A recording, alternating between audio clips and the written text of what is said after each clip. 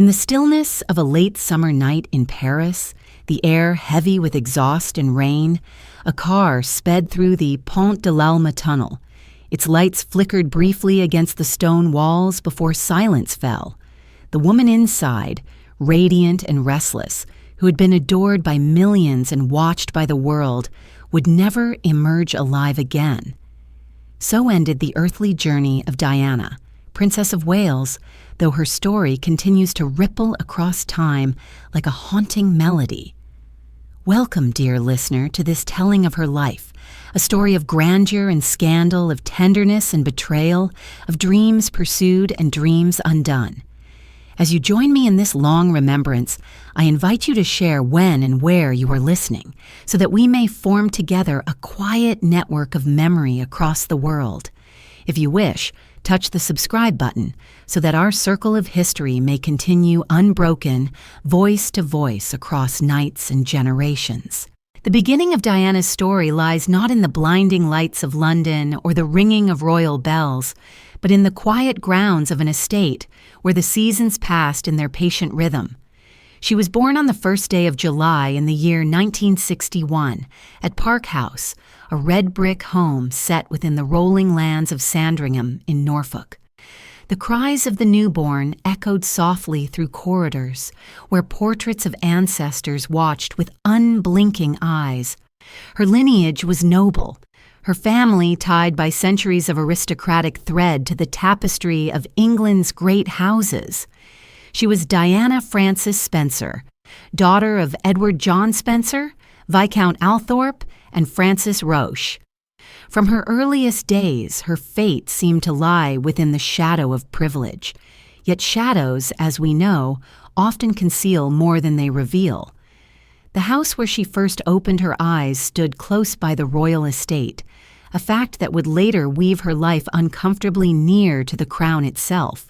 Yet in those earliest years, it was simply a home filled with the echoes of a family whose laughter never quite drowned the sound of disappointment. Diana was the third daughter born to parents who had longed for a male heir. Before her came Sarah and Jane, both elder sisters, and after her came a boy, John, who lived only a few hours. His absence lingered in the household like an unspoken wound. At last, a son was born, Charles, who would carry the title of heir to the Spencer line, yet Diana herself seemed caught in the tension of what might have been expected and what was not. Her father was a man of dignified reserve, often distant, preferring the company of his books and his duties to the clamorous needs of children.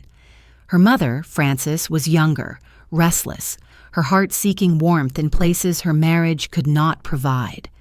Their union, though noble in blood, was brittle in spirit. Diana, as a small child, learned quickly to live between these silences, to fill them with her own laughter, her own gentle presence.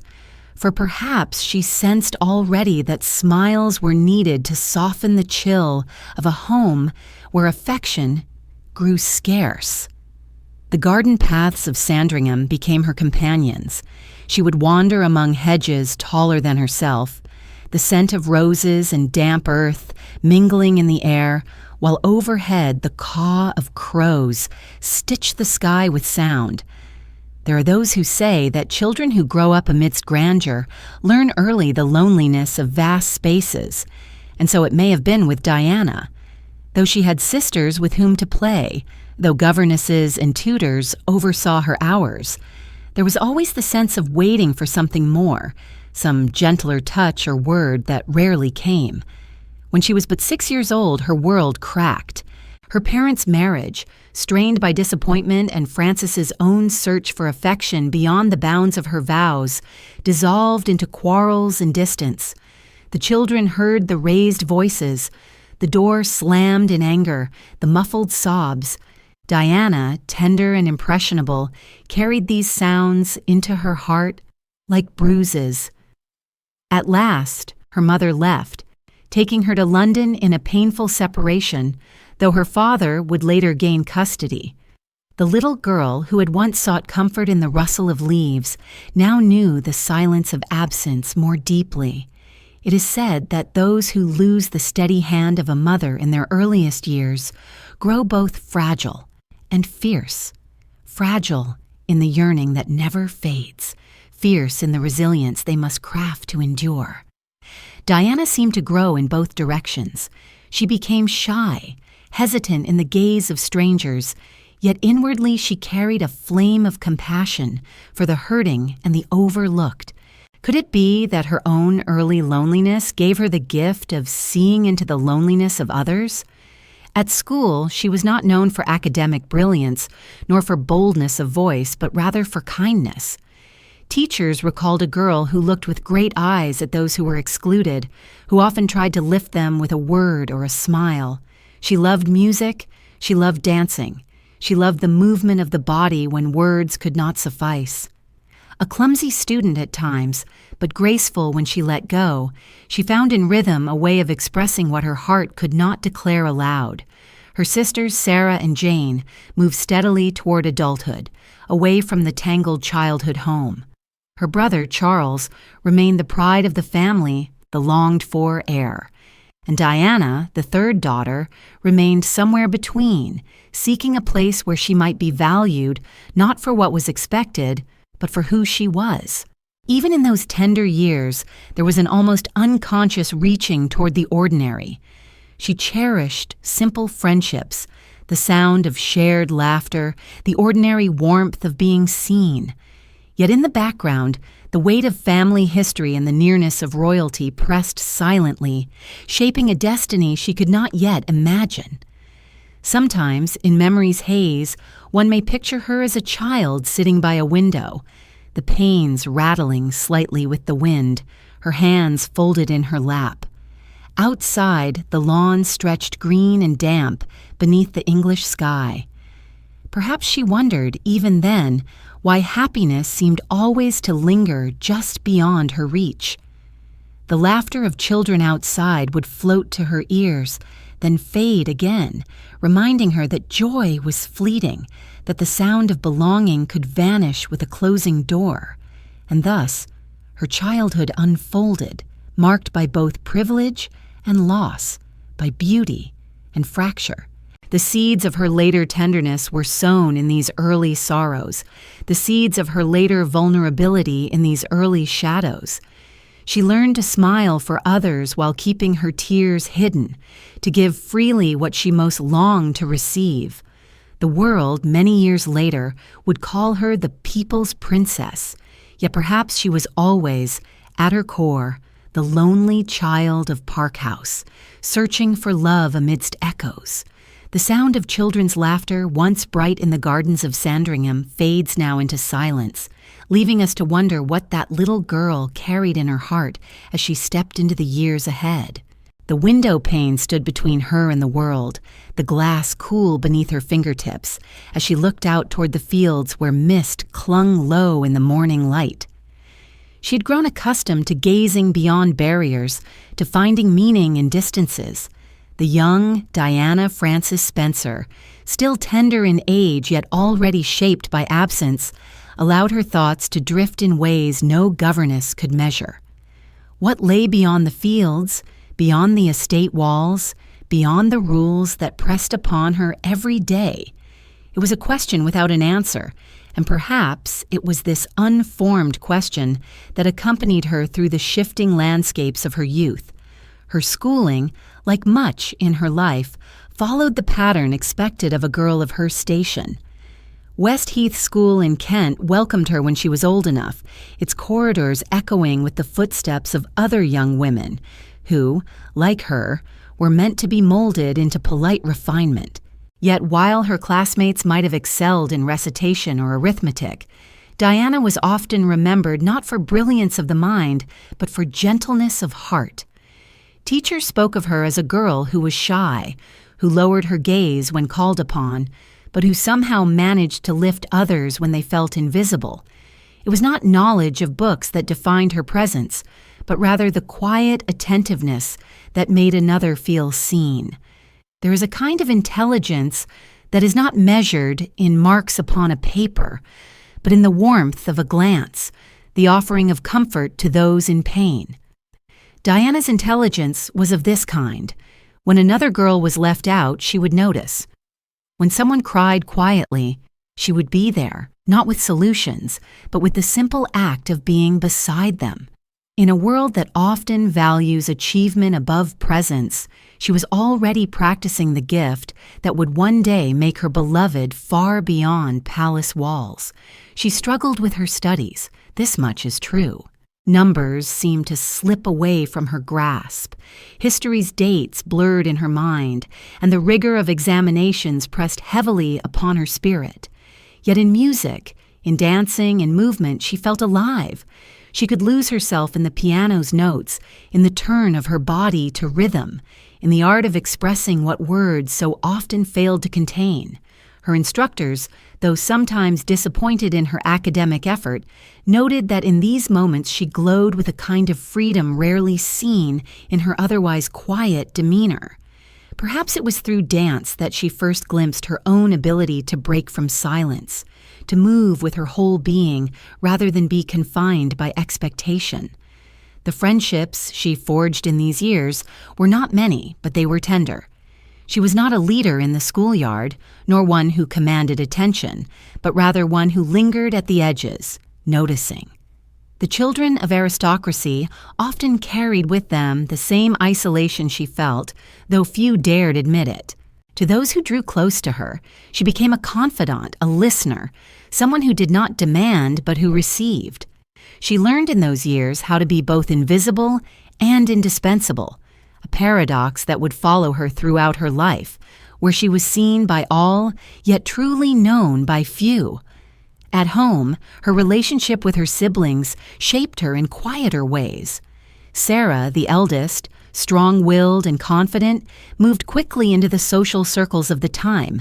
At ease with responsibilities Diana found daunting. Jane, calmer and more private, offered steadiness, but not always intimacy. Charles, the younger brother, carried the burden of being the heir, and though Diana loved him, she also felt the weight of difference, for much revolved around him that did not revolve around her, and so she remained in between, not the pride of academic success, not the heir, not the eldest, but the girl who smiled gently when the family fractured, who tried to offer laughter in spaces where words failed. The loneliness she felt was not constant but recurring, a tide that rose and fell. There were days filled with giggles shared with companions, afternoons lost in the joy of music, evenings by the fire when all seemed warm. Yet there were also nights when she lay awake, staring at the ceiling, wondering if she was truly wanted, wondering why affection seemed to scatter like autumn leaves at the slightest gust of wind. These unspoken doubts carved grooves into her heart, grooves that would later shape her need for affirmation, her longing for love, and her vulnerability to betrayal. In these years, she developed a dreaminess that others often misunderstood. She would sit by herself, imagining stories, picturing herself as a heroine in tales not unlike those she read. The fairy tales of childhood, with their princes and princesses, their struggles and triumphs imprinted upon her imagination. Was it mere chance that life later mirrored these tales, or had she, even as a girl, absorbed them so deeply that she stepped toward them unconsciously? Perhaps it was both. A heart that longs to be rescued often does not see the chains in the promise of rescue. Her love of children grew in these years as well. Younger cousins, neighbors, and the small ones she encountered at gatherings drew her in. She cared for them with natural ease, bending down to their level, seeing the world through their eyes. Many remarked upon her gift of empathy even then, a gift born perhaps from her own experience of yearning to be held, to be comforted. It was not a role she learned, but one that seemed woven into her very being. And as adolescence approached, with its confusion and its sudden shifts, Diana began to shape herself around the idea of ordinariness. She wished, more than many of her peers, for a simple life, To be a wife, a mother, to love and be loved, these were her secret ambitions. While others might dream of influence or grandeur, she dreamed of belonging. This desire, so pure and unadorned, would later become both her strength and her undoing. For in the corridors of power, love is rarely simple, and belonging is seldom offered without cost. The years of youth carried her forward, each season leaving its mark. She grew taller, her figure becoming graceful, her smile lighting rooms, though her eyes still carried that trace of wistfulness. Teachers who once noted her struggles now saw her charm, her willingness to serve, her eagerness to please. In group photographs, she stood not at the center but slightly aside, as though unsure of her rightful place. Yet in that very hesitance lay her allure. People are drawn not only to confidence, but also to vulnerability, and Diana embodied both, though she herself may not have known it yet. And so the window remained her silent companion. She would rest her hands against its frame, look outward, and imagine a world where love was steady, where family did not break, where she herself might be cherished without condition. The glass did not answer her, but it reflected her longing. The image of a girl caught between privilege and yearning, between duty and desire. The mist outside thickened, the morning light softening into gray. Somewhere a bell tolled in the distance, its sound carried by the wind across the fields. It was the sound of time passing, of fate moving slowly closer. She could not yet know that the world beyond that window would one day fix its gaze upon her, that the very ordinariness she cherished would be denied her by destiny. For now she only listened, quiet and uncertain, to the faraway sound of church bells calling through the fog. The bells rang faintly across the damp English air, their echoes weaving through mist and memory, and in their tolling there seemed an unspoken summons toward a future Diana could not yet name. It was during these years, when the innocence of girlhood gave way to the hesitations of young womanhood, that her path first brushed against that of the man who would draw her into history's relentless gaze. Prince Charles, heir to the throne of Britain, was 12 years older, already a figure studied and scrutinized, already burdened by the weight of a destiny Diana could scarcely imagine bearing. Their first encounters were not of passion or immediate intimacy, but of proximity. For her elder sister, Sarah, moved within circles that occasionally brought Diana into the prince's presence. She was just a teenager then, playful and shy, still uncertain of her own voice, watching from a distance as others filled rooms with ease. At gatherings, Diana noticed him as one might notice a distant figure in a painting, outlined but not yet fully formed in her mind. Charles, for his part, likely saw her as little more than the younger sister of his companion, a girl too young for his thoughts. Yet something curious lingered in her own impressions. She later recalled the sense of destiny, the faint awareness that her life might someday be entangled with his, though whether this was memory reshaping itself or true foresight remains a question none can answer. What is certain is that in those early moments there was no grand spark, no tale of instant love, but rather the faint crossing of paths that fate would later bind tightly, perhaps too tightly, with knots that could never fully be undone. As she grew into her late teens, Diana began to work briefly as a nanny and later as a teacher's assistant at a nursery school in London.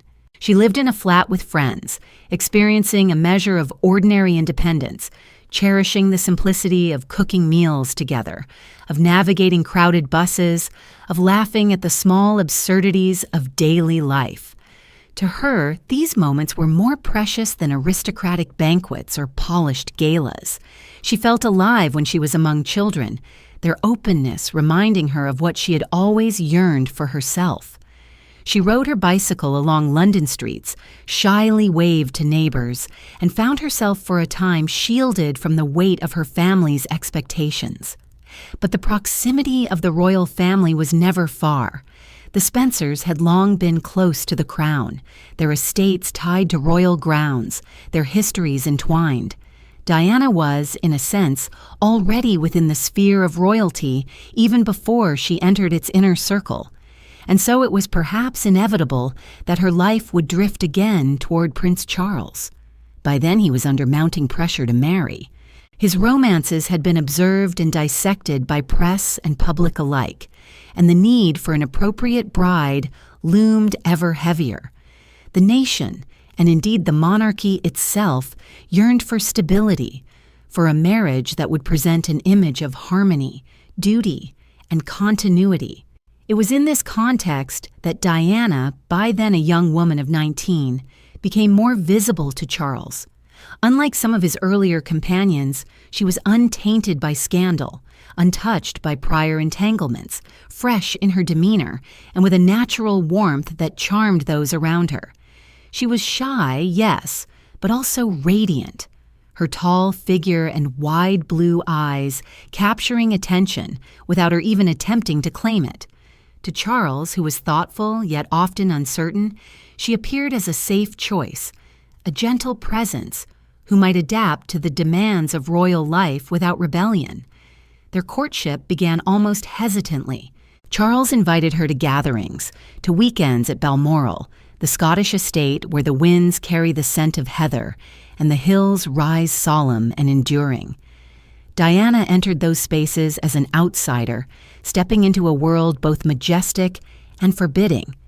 She tried to smile, to charm, to endure the long traditions and the watchful eyes of courtiers who evaluated her as one might evaluate a figure for placement in a grand design.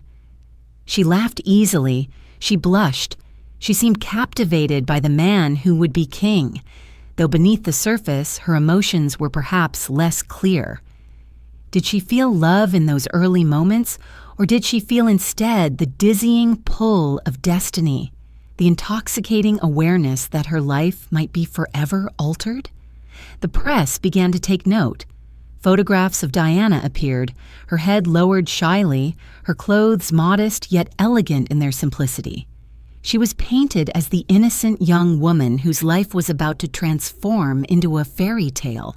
Newspapers spoke of romance, of the possibility of marriage, of the smile that lit her face. Yet behind that smile there was nervousness. She was young, very young, and the life awaiting her was no ordinary life.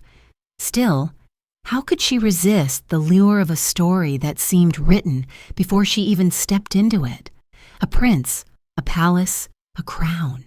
It was the dream whispered into countless childhoods, and now it stood before her in flesh and form.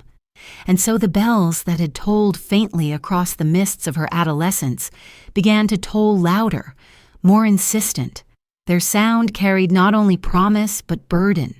Each meeting with Charles, each photograph published, each rumor whispered drew her deeper into a fate she could not escape. The simplicity of her London flat, the laughter with her friends, the independence she had cherished, all began to recede like a tide pulling away from shore.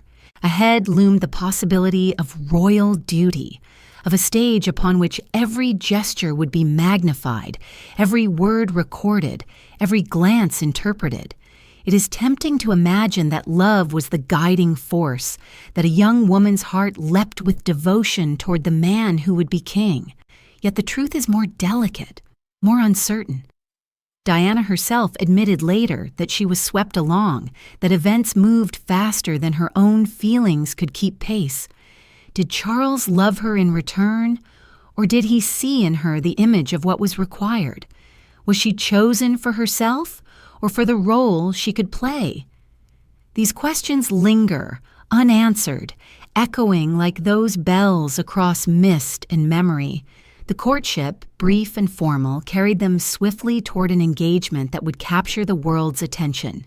But in those early days, before rings were exchanged and vows prepared, there was still the fragile ambiguity of what lay between them, Diana, gazing from yet another window, this time not upon the fields of her childhood, but upon the looming presence of palaces, felt both excitement and trepidation.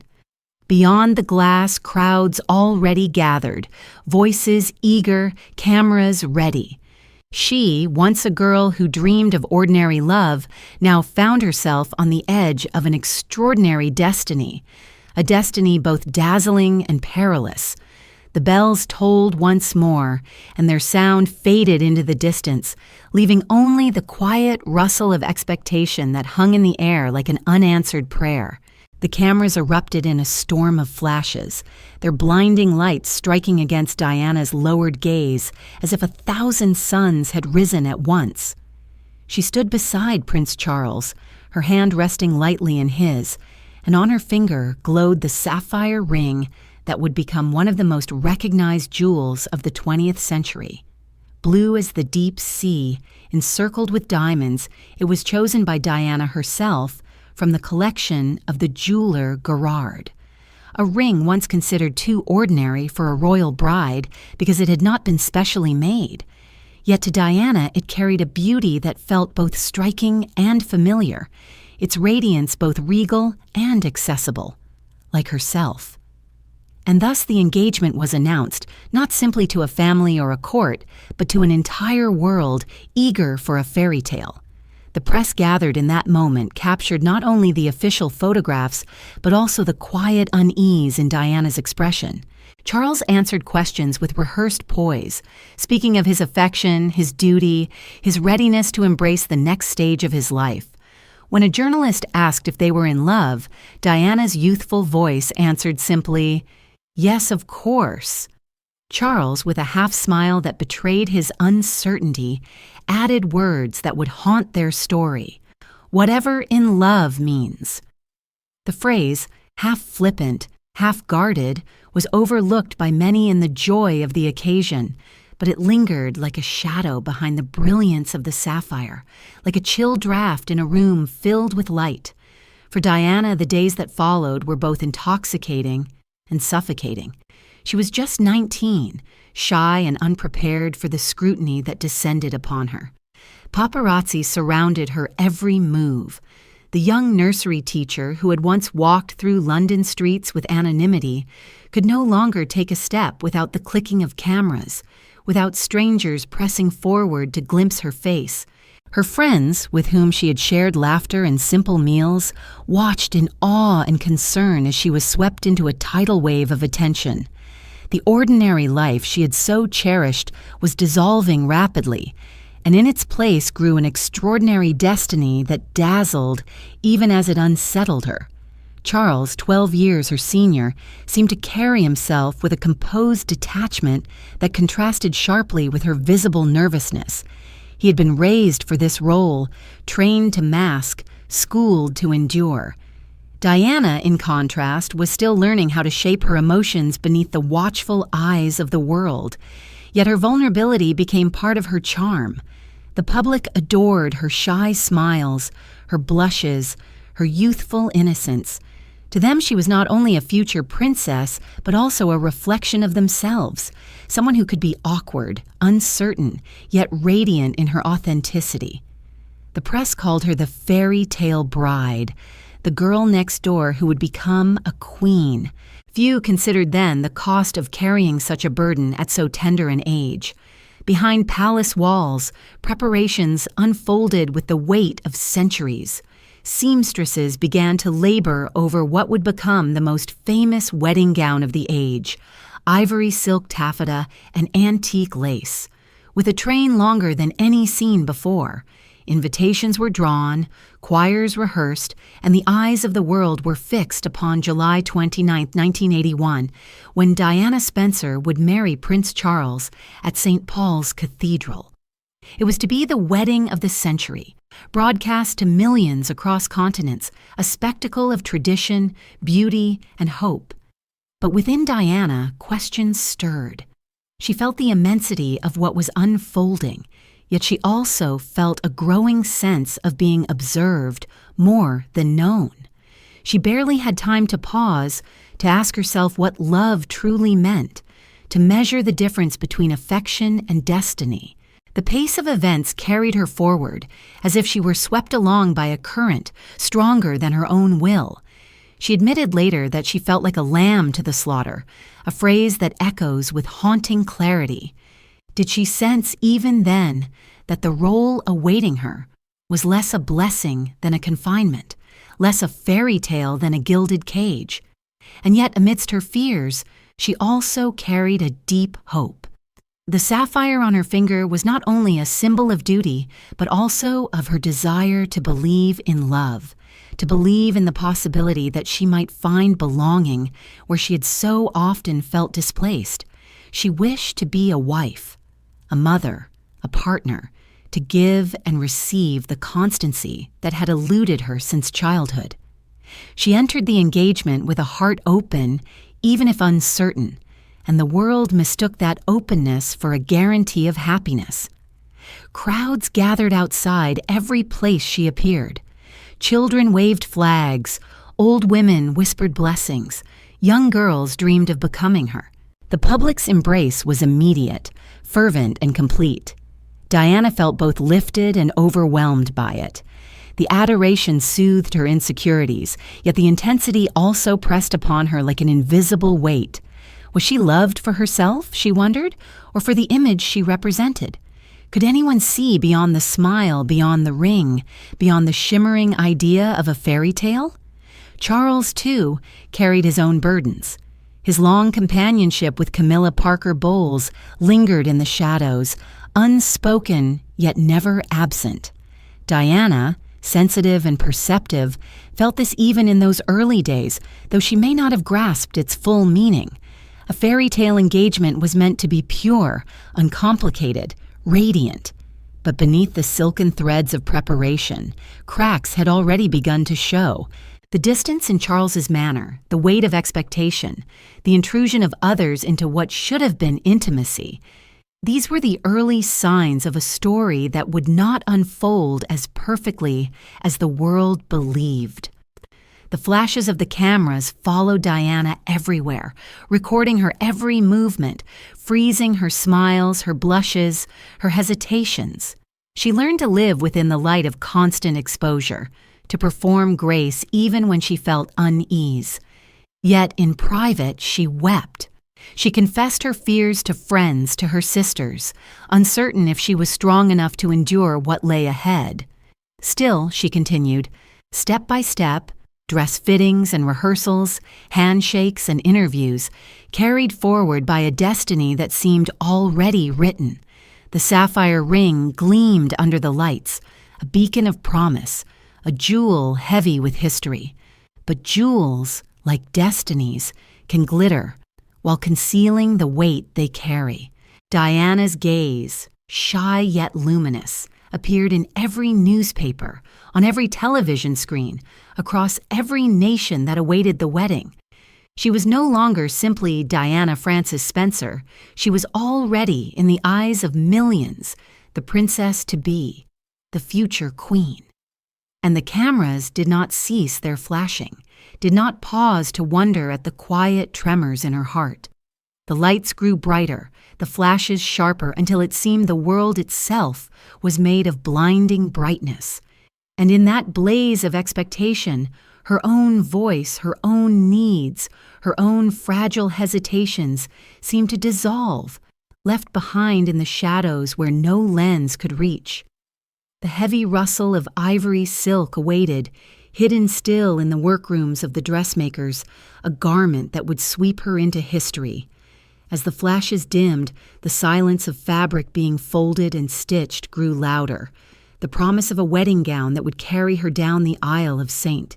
Paul's, where millions would watch and cheer, and where her heart would tremble beneath the weight of vows spoken into eternity. The rustle of ivory silk carried her forward like a tide, its folds endless, its weight immense. On the morning of July 29, 1981, Diana Frances Spencer stepped into her wedding gown, a creation of David and Elizabeth Emanuel that would be remembered long after the voices of that day had faded.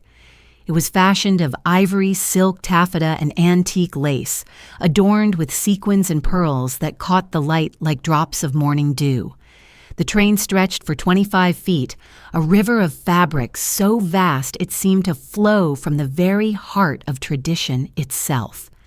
Around her bustled attendants and seamstresses, adjusting folds, smoothing wrinkles, whispering final reassurances. Yet for all the grandeur that enveloped her, inside Diana's heart beat with a trembling rhythm of fear and hope entwined. The carriage that carried her to St. Paul's Cathedral moved slowly through the streets of London, where 500,000 people had gathered, their cheers rising like waves against the stone buildings. Flags waved, voices shouted blessings, flowers were thrown upon the pavement. The world itself seemed to lean closer, for across televisions and radios more than 700 million watched from every corner of the globe. The spectacle was overwhelming, a vision of tradition reborn, of fairy tale promises fulfilled. Yet within the carriage, Diana clutched her bouquet of white roses, orchids, and gardenias with hands that trembled, her face composed but her mind restless. She was only 20 years old, a child of loneliness stepping now into the most scrutinized marriage of her age. St. Paul's rose before her, its dome immense, its bells ringing in solemn welcome. Inside, the air was filled with the scent of lilies and the soft murmur of an expectant congregation. 2,000 guests sat in pews, royals, dignitaries, and world leaders, their eyes fixed upon the long aisle that stretched like a path of destiny. Diana emerged from the carriage, her gown spilling outward in a billow of fabric that seemed to carry with it the weight of centuries. Gasps of admiration rippled through the crowd, for she was radiant in her nervousness, her youth framed by the veil of tulle that softened her features. As she walked down the aisle on her father's arm, the train of her gown caught and twisted, crushed slightly beneath the steps of attendants, yet even this imperfection seemed to heighten the humanity of the spectacle. She appeared fragile and luminous all at once, a young woman stepping into history, not by choice but by circumstance, into a role that demanded more than she yet knew she could give. Charles awaited her at the altar, clad in the uniform of a naval commander, composed, every gesture measured, the heir to the throne prepared to bind his life to hers. The vows were spoken, but even here the imperfections slipped through. In her nervousness, Diana reversed the order of Charles's names, calling him Philip Charles Arthur George instead of Charles Philip Arthur George. Later, Charles omitted the word obey from his own vow, a subtle alteration that some saw as modern, others as a quiet indication of unease. To the world, these were small stumbles in an otherwise perfect performance, yet to those who listened closely, they were hints of cracks beneath the gilding. Still, when the Archbishop of Canterbury declared them husband and wife, the cathedral rang with the sound of music and applause, the triumph of tradition renewed. Outside, the cheers of the crowds thundered across the streets, and the newlyweds emerged to a vision of adoration that few human beings could withstand without trembling. They climbed into the open carriage, waving to the sea of faces, the confetti of flowers, the endless roar of approval. To the watching world, it was a day of joy, the birth of a new chapter, the fairy tale brought to life. Yet within Diana, there was already a disquiet she could not name. She had glimpsed Camilla Parker Bowles in the congregation, seated among the guests, her presence an unspoken shadow. Though Diana tried to push the thought aside, the image lingered. She had already sensed that Charles's heart was not entirely her own, that the bond she entered into was not free of other ties. And yet, amidst the grandeur of the wedding, amidst the thunder of applause and the blinding flash of cameras, she pressed such doubts into silence, believing perhaps that love could grow, that hope could endure. The day unfolded as a dream. The wedding procession moved through London streets, past cheering multitudes beneath summer skies. At Buckingham Palace, the balcony doors opened, and Diana, now Princess of Wales, stood beside her husband and the royal family. The crowd below clamored for the kiss, the symbol of love that would seal the spectacle. Charles, with a faint hesitation, leaned toward Diana and brushed his lips against hers, a gesture brief yet immortalized. The people cheered, their joy filling the air like a tide, and for a moment the fairy tale seemed whole, the doubts invisible, the cracks hidden beneath layers of silk and ceremony. Inside the palace, as the celebrations continued, Diana found moments of solitude. She looked into mirrors and saw not only the gown, the jewels, the crown of flowers, but also the fragile figure of a girl who had been swept into history's current. She was adored, yes, and admired, yet also confined. She had exchanged her name, her life, her freedom for a role that offered her the world but denied her the ordinary happiness she had always longed for. That evening, as the palace quieted and the festivities ended, the heavy folds of the gown were laid aside. The rustle of silk faded into silence, replaced by the muted hum of London at night. Diana, the bride who had been seen by millions, now stood alone with her thoughts, her heart caught between the radiance of the day and the shadows of uncertainty. The heavy rustle of the wedding dress lingered still, its memory pressing upon her even as she closed her eyes. And in that silence beneath the glittering crown of jewels and the weight of vows spoken, the trembling of her heart continued, unheard by the cheering crowds outside. The rustle of the wedding dress faded into memory, its folds laid carefully away, yet its weight lingered upon her shoulders as Diana stepped into the early years of her royal life. No longer simply the shy girl from Norfolk, she was now the Princess of Wales, her every movement shadowed by expectation, her every gesture magnified in the eyes of the world. The palace corridors, grand and silent, became her new dwelling, their walls heavy with centuries of tradition. Portraits of kings and queens gazed down as if to remind her of the lineage she had joined, of the duty she must carry. Yet in the stillness of those halls, Diana often felt alone, her footsteps echoing in spaces too vast to offer comfort. Her shyness, once a quiet feature of her youth, became something the public found endearing. When she lowered her gaze, people saw modesty. When she smiled hesitantly, they saw sincerity. Crowds gathered wherever she appeared, waving flags, pressing forward with hands outstretched, yearning to touch the hem of her presence. In their adoration, Diana discovered both solace and responsibility. She realized that she could connect with people not through speeches or proclamations, but through eye contact, through the warmth of her smile, through the simple act of reaching out her hand. Her first official tours were overwhelming in scale. With Charles at her side, she traveled through Britain and beyond, greeted by throngs of admirers. Yet where Charles often maintained the measured distance of duty, Diana leaned forward. She bent down to speak with children. She lingered beside the elderly. She clasped hands without hesitation. People responded with tears, with joy, with a sense that here was someone who truly saw them. In those early years, her natural empathy shone through, even as she struggled privately with fear and insecurity. The palace demanded perfection, but Diana was still learning how to navigate its rules. She stumbled at times, unsure of protocol, uncertain of when to bow, when to speak, when to remain silent. Courtiers whispered their criticisms, noting her inexperience, yet the public adored her precisely for those imperfections. She was not polished into marble. She was human, and it was this humanity that made her beloved. She became a new kind of royal, one who seemed less a figure on a pedestal and more a companion to the people. Her marriage, however, was already more complex than the photographs suggested.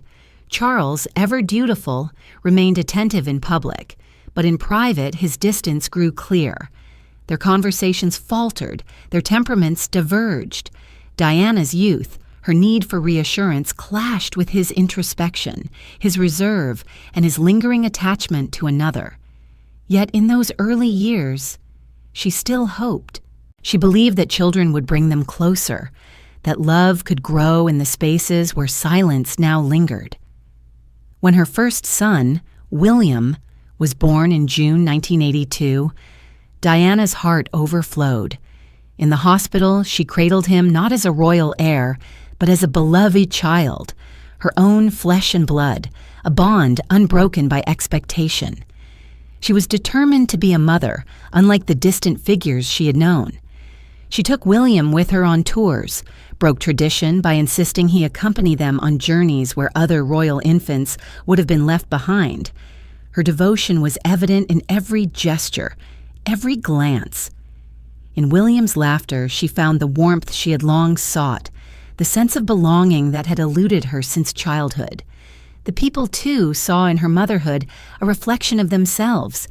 She became not only a princess, but also a mother figure to a nation, her tenderness shining through every photograph of her holding William close. The press, ever hungry, captured these images and spread them across the world, cementing Diana's place in the hearts of millions. Yet this very visibility also trapped her, for the same cameras that adored her also scrutinized her relentlessly, leaving little space for privacy or peace. Diana's beauty, her youth, her charisma, all became commodities for a press that grew insatiable. She was pursued in shops, in parks, in every moment of her daily life. Photographers climbed fences, hid in cars, shouted her name to capture her turning face. She smiled often, though at times the strain showed in her eyes. The public saw a fairytale princess. Few glimpsed the fragile woman learning how to carry a role larger than herself. Still, her popularity soared. When she visited hospitals, she knelt beside patients. When she greeted children, she let them tug her hand, touch her hair, speak freely. Unlike royals before her, she did not cloak herself in distance, but opened herself to the touch of others. The people responded with devotion, calling her the people's princess, even before the title was formalized. She embodied hope, kindness, and warmth in a monarchy that often seemed remote. Yet behind this radiance, shadows deepened. The pressures of constant scrutiny, the strains of a troubled marriage, the loneliness of palace life began to wear upon her spirit. She confided in few, and even those she trusted could not fully comprehend the intensity of her isolation. She began to struggle with health, with eating disorders, with despair that she hid behind the smile the world so adored. The applause outside contrasted with the whispers inside, leaving her suspended between adoration and emptiness. At public events, the sound of applause rose like waves, surrounding her, carrying her forward. She would wave, smile, incline her head, perform the role expected of her. Yet when the applause faded, when the cars drove away, when the palace gates closed behind her, silence returned. It was in that silence that her loneliness grew most stark, the applause echoing in her memory like a sound that could not fill the hollowness within.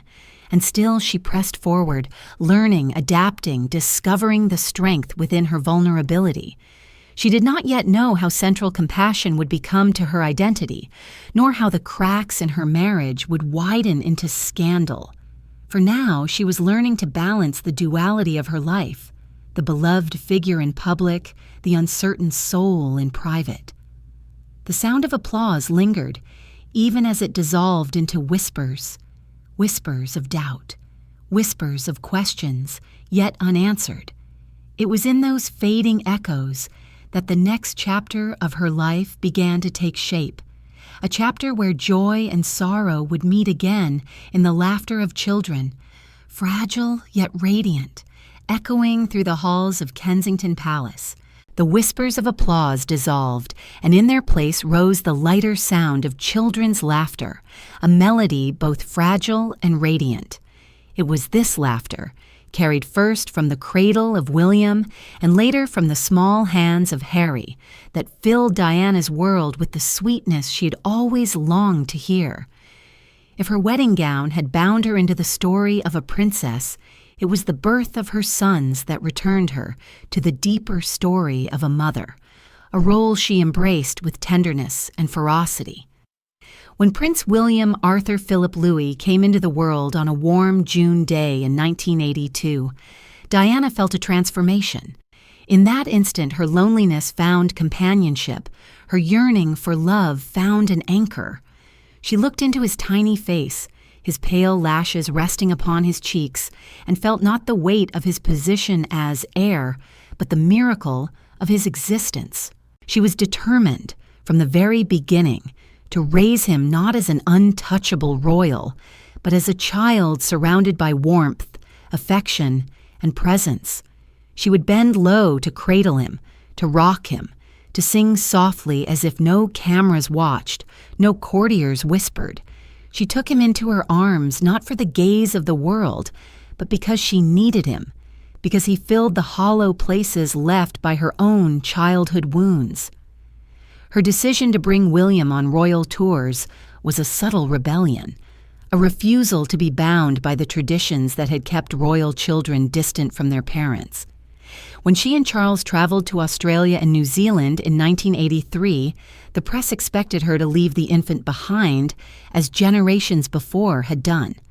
But Diana insisted he accompany them.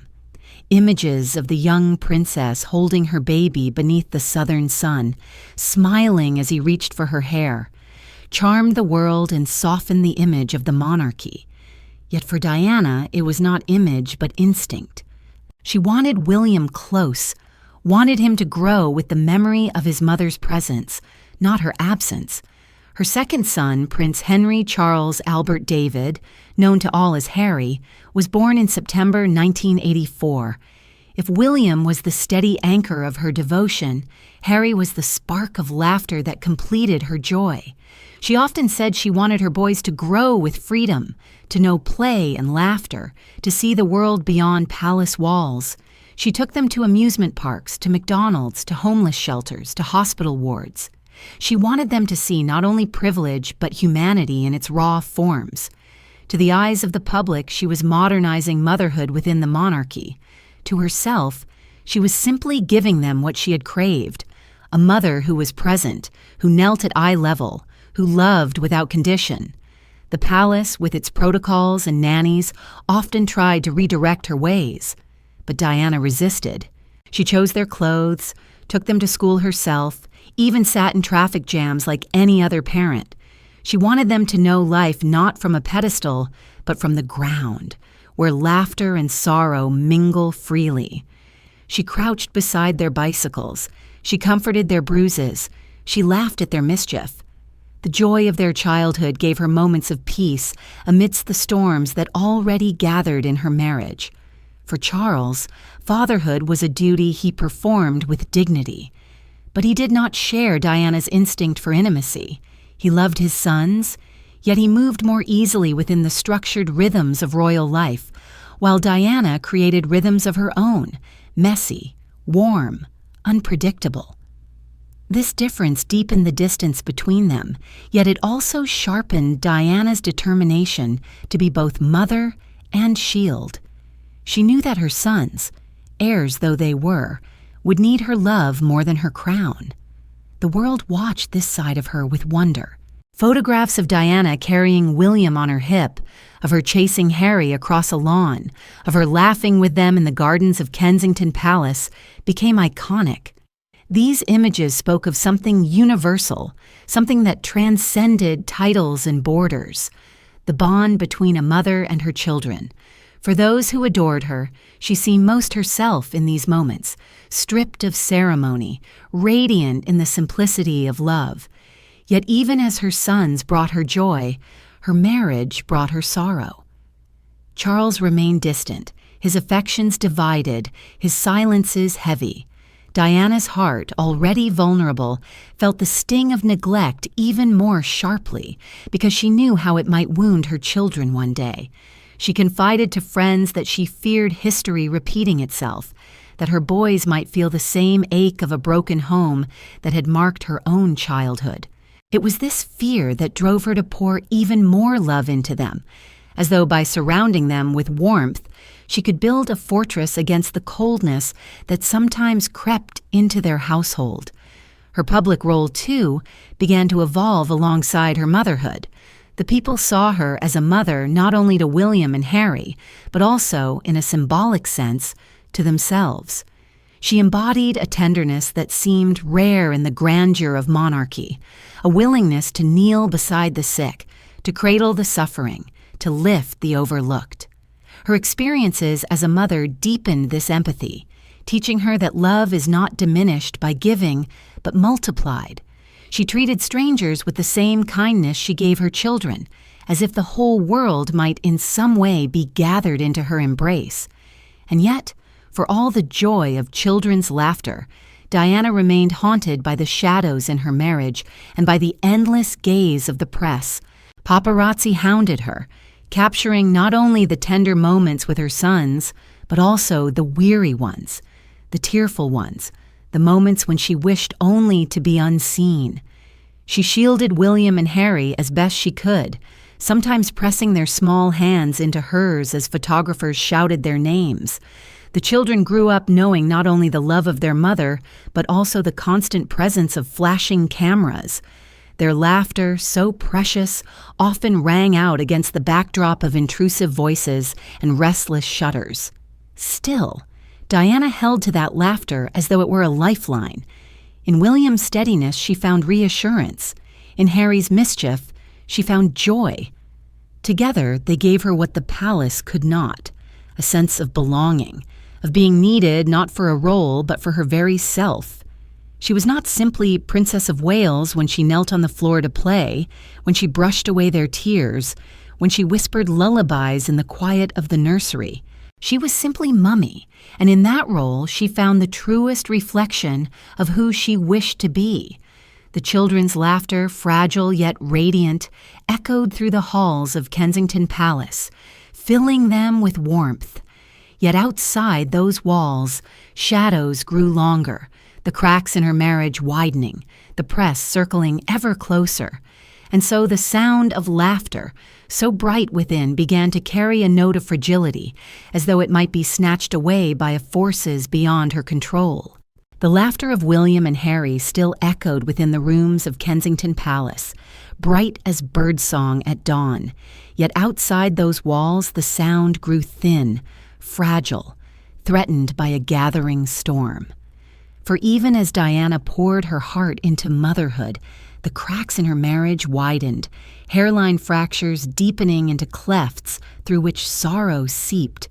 The early warmth she had hoped might grow between herself and Charles seemed increasingly elusive, replaced by distance, by silence, by the lingering shadow of another presence that never truly left their union. Diana had glimpsed Camilla Parker Bowles on her wedding day, seated among the congregation, and the image had burned itself into her mind. Over time, that image grew into certainty. Charles's heart, she realized, was never fully hers. His bond with Camilla, though discreet, remained steadfast, a thread of loyalty and intimacy that outlasted his vows. Diana, young and vulnerable, found herself trapped in a triangle she had not chosen, a triangle that drained her spirit even as the world celebrated her image. She once described it simply and painfully. There were 3 of us in this marriage, so it was a bit crowded. The signs of betrayal came in fragments, in moments that to outsiders might seem small but to Diana felt immense. A glance, a hushed conversation, a gift exchanged. She noticed details others ignored, and each detail pierced her with quiet devastation. Charles, reserved and unwilling to bear his emotions, offered little comfort. When she wept, he turned away. When she sought closeness, he grew distant. Their temperaments, so different from the beginning, now seemed like foreign languages neither could translate. The palace, steeped in its traditions, offered no refuge. Courtiers whispered that she was too emotional, too needy, too unprepared for the role she had been given. They dismissed her tears as immaturity, her fears as dramatics. Few recognized that behind the radiant smile lived a woman unraveling. She suffered in silence, her anguish hidden behind carefully crafted appearances, her loneliness masked by the role of princess that demanded perfection. In private, Diana's despair deepened.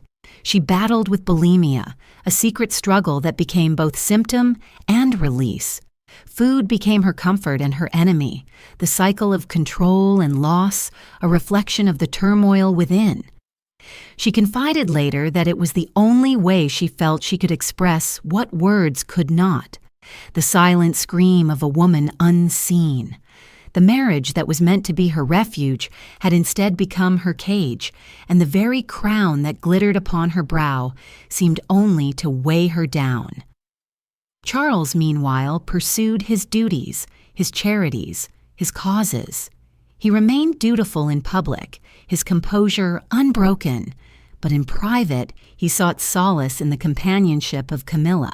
To him she was understanding, steady, a confidant who shared his interests and eased his burdens. To Diana, she was a specter, a constant reminder that she was not enough, that love had been promised but never delivered.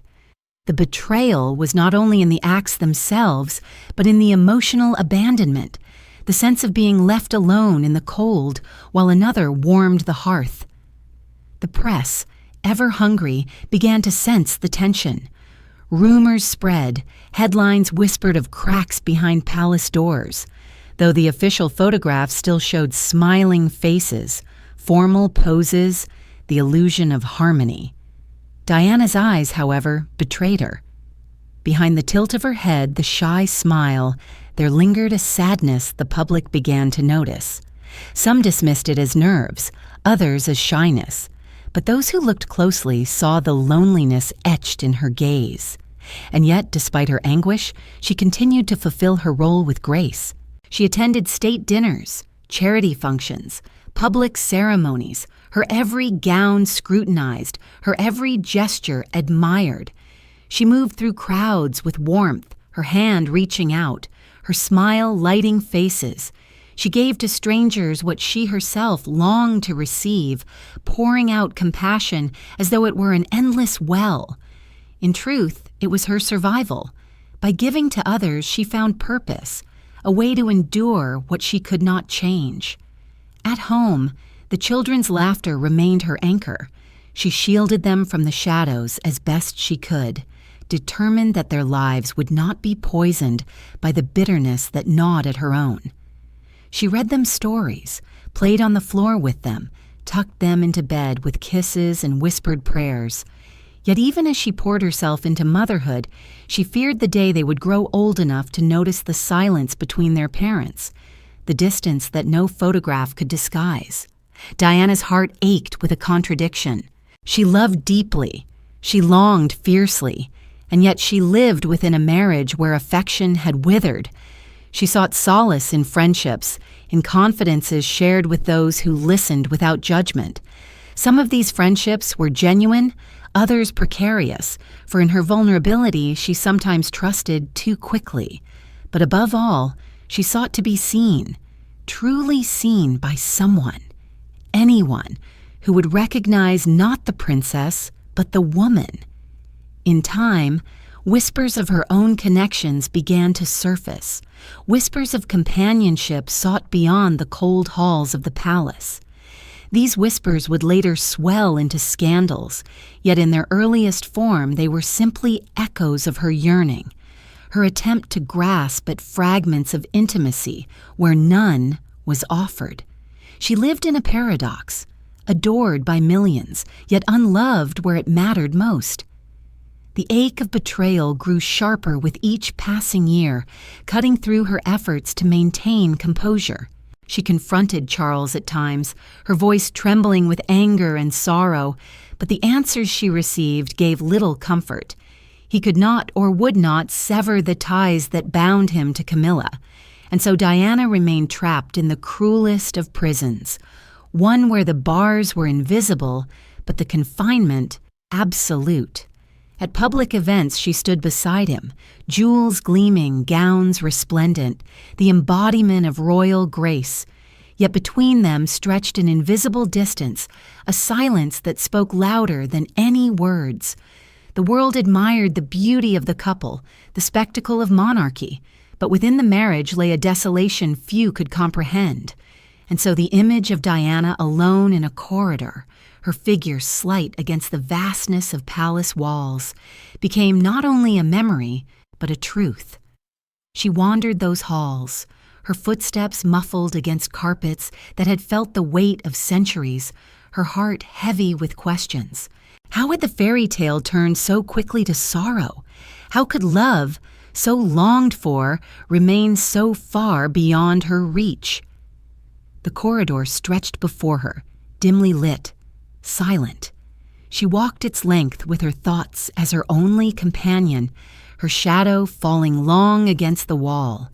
The laughter of her children still lingered in her ears, but behind her, unseen, the darkness of betrayal followed close, whispering that even the purest joy might not be enough to silence the ache within. The corridor lay dark and silent, her footsteps swallowed by the thick carpets. And in that dim passage, Diana seemed smaller than the grandeur around her, a solitary figure in a palace built for majesty, yet echoing with loneliness. She carried her grief quietly through those halls, but outside the walls the world had begun to murmur. What she whispered in solitude became rumor in the streets, and soon the quiet ache of her marriage was no longer confined to private spaces. It became spectacle, headline, scandal. The press, already insatiable in their hunger for her image, turned their lenses not only upon her gowns and her gestures, but upon her pain. Paparazzi followed her every move with merciless persistence, shouting questions, thrusting cameras, chasing cars. Photographs captured her weeping, her gaze cast down, her hand shielding her face.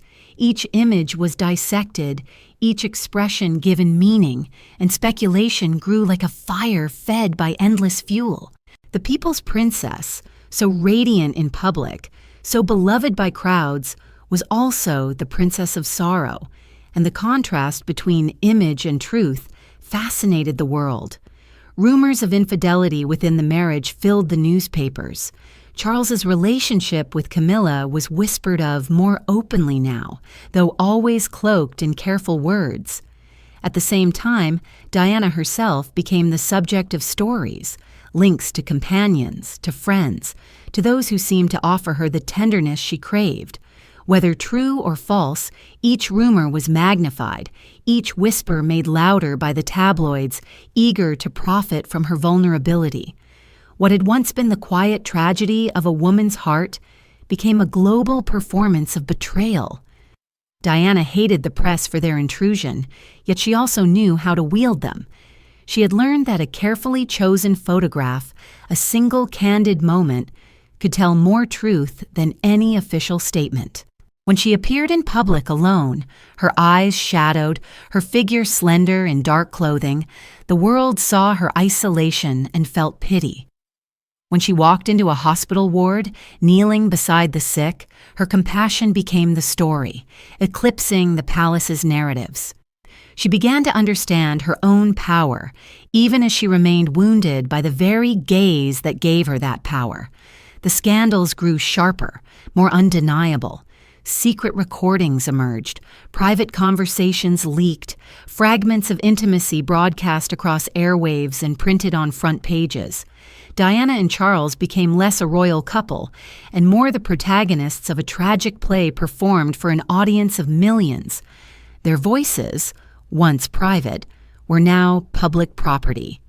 The illusion of harmony could no longer be maintained, and the palace, steeped in centuries of controlled appearances, struggled to contain the cracks. For Diana, humiliation was both public and private. She spoke later of nights spent in tears, of feeling hunted not only by cameras, but by judgment itself. She tried to shield her children, yet even William and Harry, still young, could not be kept entirely from the storm. They sensed the tension, heard the whispers, saw the headlines. Diana's greatest fear, that her children would carry the wounds of a broken home, began to unfold before her eyes.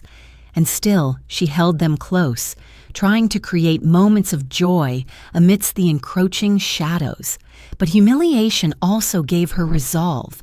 She began to step more boldly into her own voice, her own causes, her own sense of identity. If she was to be betrayed in private, she would not remain silent in public. Her work with charities deepened, her willingness to confront taboo subjects, AIDS, homelessness, mental illness, set her apart from the safe duties of other royals. The very press that hounded her also amplified her compassion, and the people saw in her a truth that transcended scandal. She was flawed, wounded, imperfect, and yet all the more beloved for it. Charles, meanwhile, grew increasingly frustrated with the public sympathy for Diana. He felt misunderstood, trapped in a narrative where she was the angel and he the villain. Their public appearances together grew tense, their distance visible even as they stood side by side. They exchanged smiles for the cameras, but the space between them told the real story. The world could no longer pretend not to see it. Diana's vulnerability made her a mirror for millions. Women saw in her the reflection of their own heartbreak. Men saw in her the fragility of someone thrust into a role too vast for one person to carry. Children saw in her the gentleness of a mother who knelt to meet their gaze. And so, even as the scandals mounted, her popularity only grew. She was no longer only the people's princess. She was the people's confidant, the one who lived pain in public and thus made others feel less alone in theirs. Yet living pain in public comes with a cost. Each headline was another wound, each photograph another invasion. Diana often said she felt as if she were being consumed, her life devoured piece by piece until nothing private remained. She grew thin, her eyes shadowed, her smile often forced. She laughed for the cameras, but the laughter did not reach her eyes. Behind closed doors, she fought despair, the sense of being cornered by forces too great to overcome. And still, amidst the relentless storm, there were moments of quiet rebellion. She wore gowns that shimmered, jewels that blazed, stepping into public events with a presence that defied the narratives of fragility. She cultivated friendships outside the palace, companions who gave her the warmth and validation she craved. She began to hint, in interviews and gestures, at the truth of her life, preparing the world for the revelations she would one day make openly. But for now, the scandal was still half whisper, half shout, a chorus of rumors and denials. Diana walked the fine line between victim and survivor, between humiliation and resilience. Each day she faced the cameras, the applause, the endless questioning eyes. Each night she returned to the solitude of her corridors, where silence pressed heavily and betrayal echoed in her thoughts.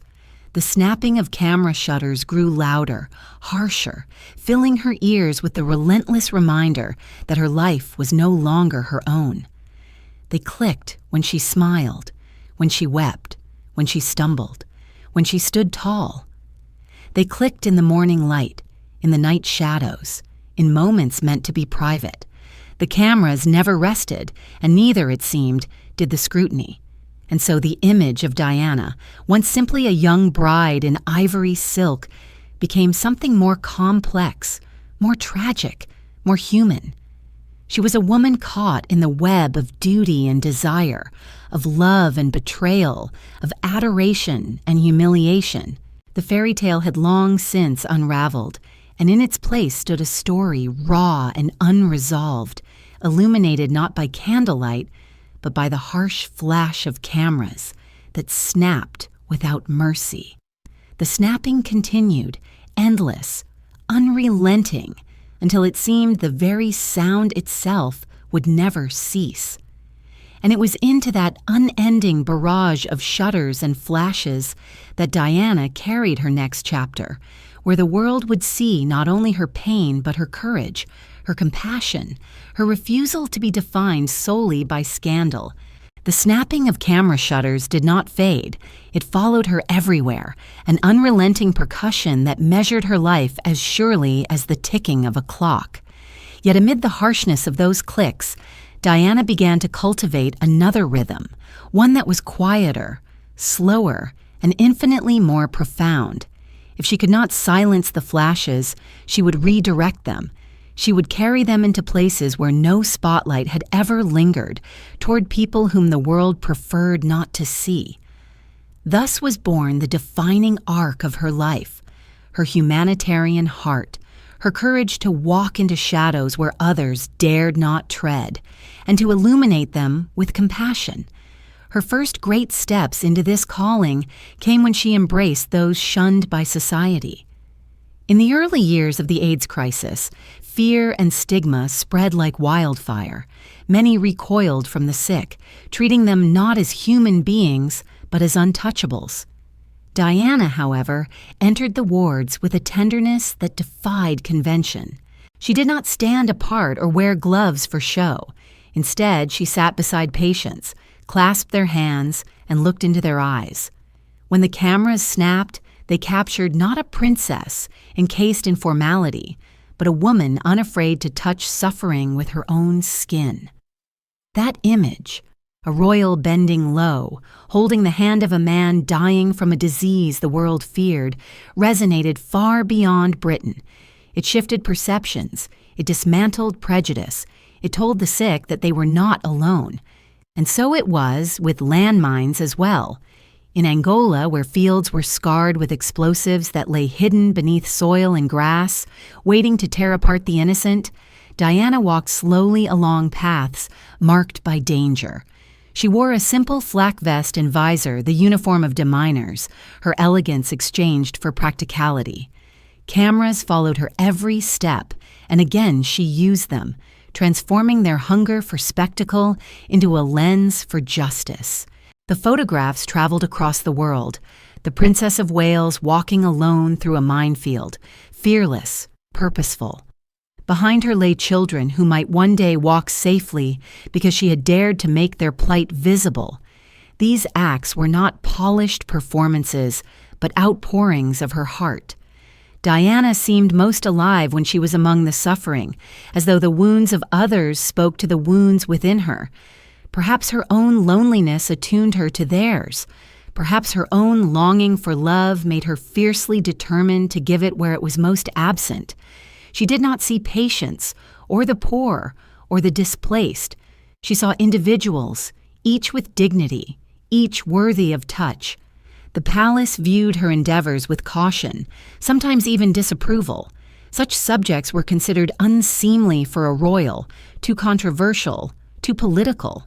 But Diana was undeterred. She understood that the very things society shunned were the ones most in need of visibility. She walked into leprosy hospitals, AIDS clinics, homeless shelters, not for photographs alone, but for the human connection she herself craved. Her compassion became her defiance, a way of shaping her own role in a world that so often tried to define it for her. The people responded with devotion deeper than ever. They saw in her not only beauty and glamour, but also bravery, a willingness to descend into places others feared. When she knelt by the bed of a child in pain, when she embraced the weary shoulders of the forgotten, the crowds who adored her felt her sincerity. They knew this was no performance, and for many she became a beacon of hope, proof that even amidst betrayal and scandal, compassion could shine unbroken. Yet her humanitarian path was not only a balm to the world, it was also her own salvation. In the presence of those who suffered, she found purpose that palace life could not offer. She often said that she wanted to be a queen of people's hearts, not merely of stone walls and crowns. Each handshake, each smile, each moment of tenderness became a stitch in that vision, weaving her life into a fabric larger than monarchy, larger than scandal. Still, the press never ceased. They captured her in hospital wards, in refugee camps, on minefields, their shutters relentless. But in these moments, the snapping of cameras was no longer cruel alone. It became testimony. The very sound that once humiliated her now carried her compassion into every corner of the earth. In this paradox lay her genius. She had turned the weapon of the press into her instrument, reshaping her image into something that no scandal could fully tarnish. Charles, meanwhile, continued his own duties, his own causes, yet his presence paled in comparison to Diana's radiance. The world's attention clung to her, and in that imbalance their marriage strained further. The palace bristled at her independence, her willingness to step beyond prescribed boundaries. But Diana, wounded yet emboldened, pressed forward. Her humanitarian heart had become not only her solace, but also her identity. She could no longer be contained within the role of wife or princess alone. She was becoming something the monarchy had not anticipated, a global symbol of compassion, untethered from palace walls. There were costs, of course. Her health continued to waver under pressure, her emotions volatile, her private despair persistent. She often oscillated between purpose and pain, between radiant compassion and nights of tears. The same sensitivity that made her so attuned to others' suffering also left her vulnerable to her own. Yet she carried on, because to stop would have been to lose the very lifeline she had discovered. And so, when the cameras snapped again, the sound seemed different. It was no longer only the clatter of intrusion, but also the rhythm of testimony, recording a woman who defied fear and reached into the heart of suffering. The faint sound of footsteps on dusty earth as she walked through the scarred lands of Angola carried more meaning than all the ceremonies and banquets combined. Each step, deliberate and steady, was a declaration that humanity mattered more than tradition, that compassion could outshine scandal. The dusty air hung heavy, the sun burning down as she paused on that dangerous path. Her visor reflected the light, her figure solitary yet resolute. Around her lay the hidden bombs of war, silent, waiting, cruel. Behind her lay a crowd of onlookers, some fearful, some hopeful. And above her, circling, the cameras clicked endlessly, their shutters carrying her image into every corner of the world. The sound of those footsteps on dust did not end when she stepped off the path. It lingered, echoing in the minds of millions who had seen her courage. It was as though the world itself had heard a new kind of voice, quiet, compassionate, determined, emerging from the heart of a woman, once known only for her beauty and her sorrow. The faint sound of footsteps on dusty earth lingered even as Diana returned to the polished floors of Kensington Palace. And though her compassion had carried her into fields of danger and wards of suffering, the silence of her private world remained unbroken. For beneath the radiance of her public deeds, shadows deepened. The very sensitivity that made her so beloved in the eyes of millions also left her raw, exposed, and fragile in the solitude of her own thoughts. Diana, the shining figure who had walked through minefields and embraced the untouchable, now battled enemies within. Depression, despair, and the relentless cycle of bulimia that consumed her in secrecy. The disorder had begun years earlier, almost like a whisper of control in a life where she often felt powerless. At first, it was tied to the strain of her marriage, the loneliness of palace life, the awareness of Camilla's lingering presence. Food became both comfort and punishment, each meal a negotiation with her emotions. She would binge to soothe the ache inside, then purge to release what could not be contained. In those moments, she felt both shame and relief, trapped in a cycle that left her body weary and her spirit bruised. Few around her understood. Many dismissed her struggles as weakness, unwilling to recognize the silent scream behind her radiant smile. depression clung to her like a shadow, settling over her even in moments of triumph. She could step into a hospital ward and light up the faces of the dying, yet return home to tears in the quiet of her room. She confessed in interviews and diaries that she often felt worthless, unwanted, as though her only value lay in the role she played for others. The applause of crowds did not fill the emptiness within. The adoration of millions could not mend the fracture of a heart that longed simply for steady love. There were times, in her deepest despair, when she sought to end her suffering. She spoke later of acts of self-harm, of attempts at escape that revealed the depth of her anguish. It was not a craving for death itself, but a cry for release, for relief from the relentless tension between image and reality. She felt as though she lived two lives, the luminous princess in the public eye and the broken woman unseen in the silence of night. This duality tore at her spirit, leaving her restless and uncertain of who she truly was. And yet, even in her darkness, there flickered a light. Diana's openness about her struggles when she finally revealed them would later become a source of strength for countless others. In her honesty, she broke the silence that so often surrounded mental illness and eating disorders. By admitting her pain, she gave others permission to admit theirs. But in those years, before confession turned into testimony, she carried her battles largely alone. She wept in the shadows, wiped her tears, and then stepped once more into the blinding flashes of cameras. Her marriage, too, grew colder, offering little solace. Arguments with Charles deepened, and in her despair she sometimes lashed out, her emotions raw and unguarded. He, accustomed to control and restraint, withdrew further, finding in her vulnerability a source of frustration rather than compassion. Their silences lengthened, their exchanges grew strained, and the distance between them became almost unbridgeable.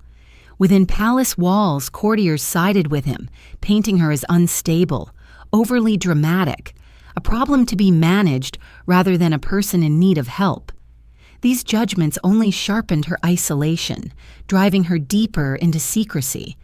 It was during these years that she began to cultivate confidences outside the palace, friendships with those who listened without judgment. Some were doctors, some were spiritual guides, some simply companions who offered a safe ear. In their presence, she felt free to speak openly, to admit her fears and failures. But even these relationships were fraught with risk, for trust could easily be betrayed, and the press was ever eager to seize upon any whisper of intimacy. Still, Diana sought them, because to remain silent was to suffocate. Her relationship with the public remained paradoxical. She hated the press for their cruelty, for the way they stalked her every move, yet she also drew from the adoration of crowds a sense of validation that she desperately needed. When she stepped into the streets and saw faces light up, she felt alive, seen, valued. The cheers, though fleeting, soothed the ache of rejection at home. And so she became caught between resentment and reliance, hounded by cameras yet drawn to the affirmation they carried. Her voice, trembling yet determined, began to break through the silence. In interviews, she hinted at her struggles, her isolation, her pain. The world, accustomed to royal composure, was startled by her candor. Some criticized her for oversharing, for breaking the code of silence that had long surrounded the monarchy. But for many, her honesty was revolutionary. They saw not a perfect princess, but a human being, vulnerable and flawed, and they loved her all the more for it. And so Diana lived in this contradiction, luminous in public, broken in private, adored by the world, abandoned in her own home. The palace walls grew colder, yet the hospital wards, the minefields, the shelters grew warmer with her presence. It was as if she carried her pain into the lives of others, and in healing them, sought to heal herself. Yet the healing was never complete. The shadow of depression followed her. The cycle of bulimia clung to her body. The loneliness pressed upon her heart. Her voice trembled often when she spoke of her life. Friends recalled her confessions whispered late at night, her fear that she was unloved, her longing to be free. She did not cloak her despair in grandeur. She admitted it plainly with tears that revealed more truth than any statement could. Those who listened heard not the words of a princess, but the cry of a woman caught between roles too heavy for one soul to bear. And when her voice fell silent, when her tears ceased, there was only the stillness of a room heavy with unspoken sorrow. The applause outside did not reach her there, nor did the cheers of crowds. There was only the quiet breathing of a woman exhausted by contradiction, trembling in her solitude. Her voice, trembling, lingers even now in memory, as if carried on a fragile current of air, and then fades into silence. That silence is the doorway into the next chapter, when words spoken aloud would no longer be whispers, but confessions broadcast to millions, shaking the very foundations of the monarchy she had once entered with such shy hope. The silence after her trembling voice lingered like a pause before a storm, heavy, expectant, filled with unspoken truths.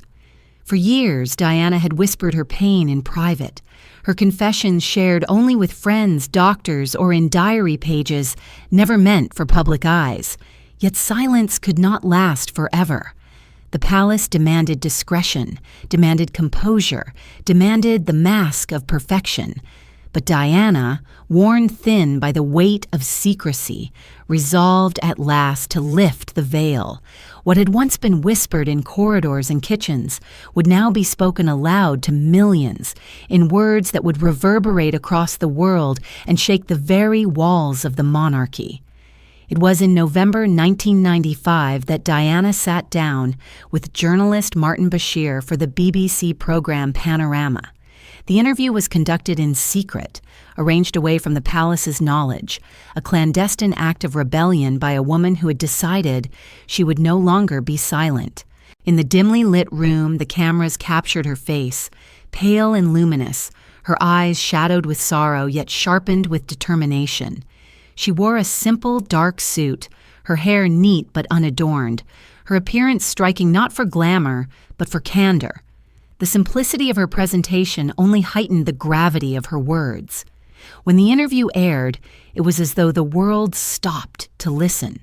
More than 20 million in Britain alone sat before their screens, and countless millions more across the globe watched as Diana revealed her heart. She spoke not as a princess bound by protocol, but as a woman broken and unafraid to admit it. There were 3 of us in this marriage, so it was a bit crowded, she said, the words delivered with calm but carrying the force of a thunderclap.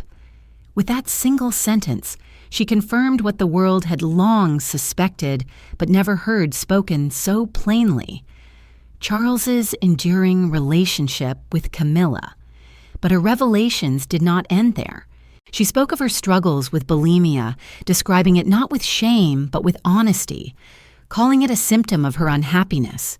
She admitted to episodes of despair, to feeling unworthy, to the isolation that had consumed her life. She acknowledged her own failings, her mistakes, her vulnerability, stripping away the last illusions of royal perfection. The monarchy, long a fortress of silence and distance, now faced the raw voice of a woman who refused to be silent any longer. Her words carried both sorrow and strength. She spoke of her love for William and Harry, of her determination to shield them from the pain she endured. She spoke of her wish to be a queen of people's hearts, not of crowns and palaces, but of compassion and connection. And she spoke, too, of her doubts about the institution she had married into, questioning its ability to adapt, to survive in a world that now demanded humanity rather than ceremony. The impact was immediate and immense. The public, already sympathetic, embraced her more fiercely than ever. They saw not scandal alone, but courage, the bravery of a woman exposing her wounds in order to claim her truth. For those who had endured betrayal, illness, or despair, her words were a mirror, reflecting their own struggles and granting them dignity. Yet within the palace, the effect was seismic. The monarchy, built upon discretion and unity, was shaken by the sight of one of its own, speaking so openly, so vulnerably, and in defiance of its rules. Charles, too, had given interviews, his own voice heard in attempts to explain, to justify, but none carried the weight of Diana's candor. Where he appeared cautious, she appeared raw. Where he seemed guarded, she seemed unflinching. The contrast was stark, and public sympathy tilted ever more heavily toward her. The marriage, already broken in all but name, now stood fully exposed before the world. For Diana herself, the interview was both liberation and risk. She had spoken her truth, but in doing so, she had further alienated herself from the institution that had long sought to contain her. She was applauded by the public, yet criticized by the palace, her honesty seen as betrayal of the crown's dignity. Some accused her of manipulation, of seeking sympathy, of undermining the monarchy. But those who listened with compassion understood that she was not orchestrating an image. She was laying bare a reality that had already consumed her life. In the quiet aftermath, Diana returned to her solitude, her face pale with exhaustion. She had released her words into the world, words that could never be taken back. The interview replayed on screens, dissected in newspapers, discussed in homes and cafes across the globe. She had become, more than ever, a figure of paradox, adored yet controversial, revered yet criticized, liberated yet vulnerable. Her voice, trembling yet resolute, now echoed far beyond the walls of Kensington Palace, far beyond Britain, into every corner where suffering and resilience meet. And still, beneath the applause and the outrage, she remained a mother above all. She looked at William and Harry and wondered what they would think when they grew older, what they would carry from her words. She wanted them to know her truth, but not to bear the burden of her sorrow. She wanted them to see her not only as a princess, but as a woman who tried, who fought, who refused to remain silent in the face of pain. The flickering light of television screens faded after the broadcast, leaving living rooms across the world dim and quiet. People sat with their thoughts, with questions, with admiration, with discomfort. Diana's voice lingered in their ears, trembling yet strong, her words impossible to forget. And in the dimness of her own room, the screen too went dark, its glow gone, its silence heavy. The flicker of light faded into shadows, leaving only the quiet hum of unanswered questions, the beginning of the end of a marriage, and the uncertain path of a woman who had dared to speak her truth aloud.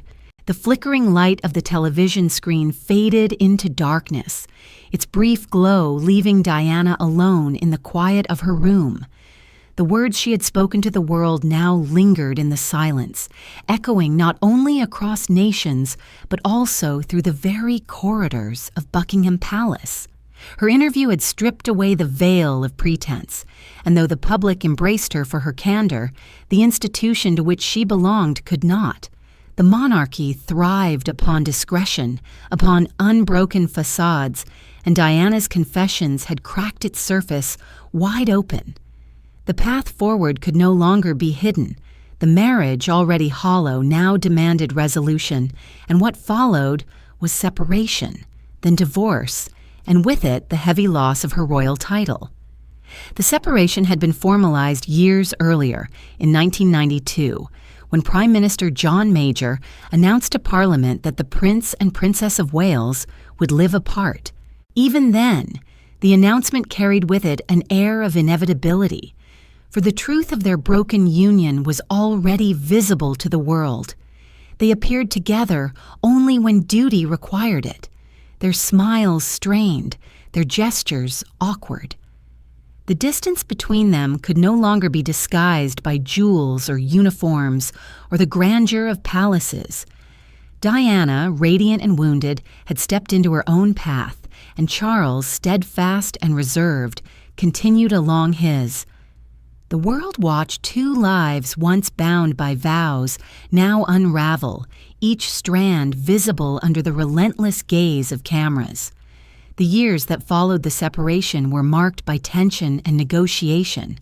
Legal advisors and courtiers moved carefully, balancing tradition with the realities of a modern age that no longer tolerated silence as easily as it once had.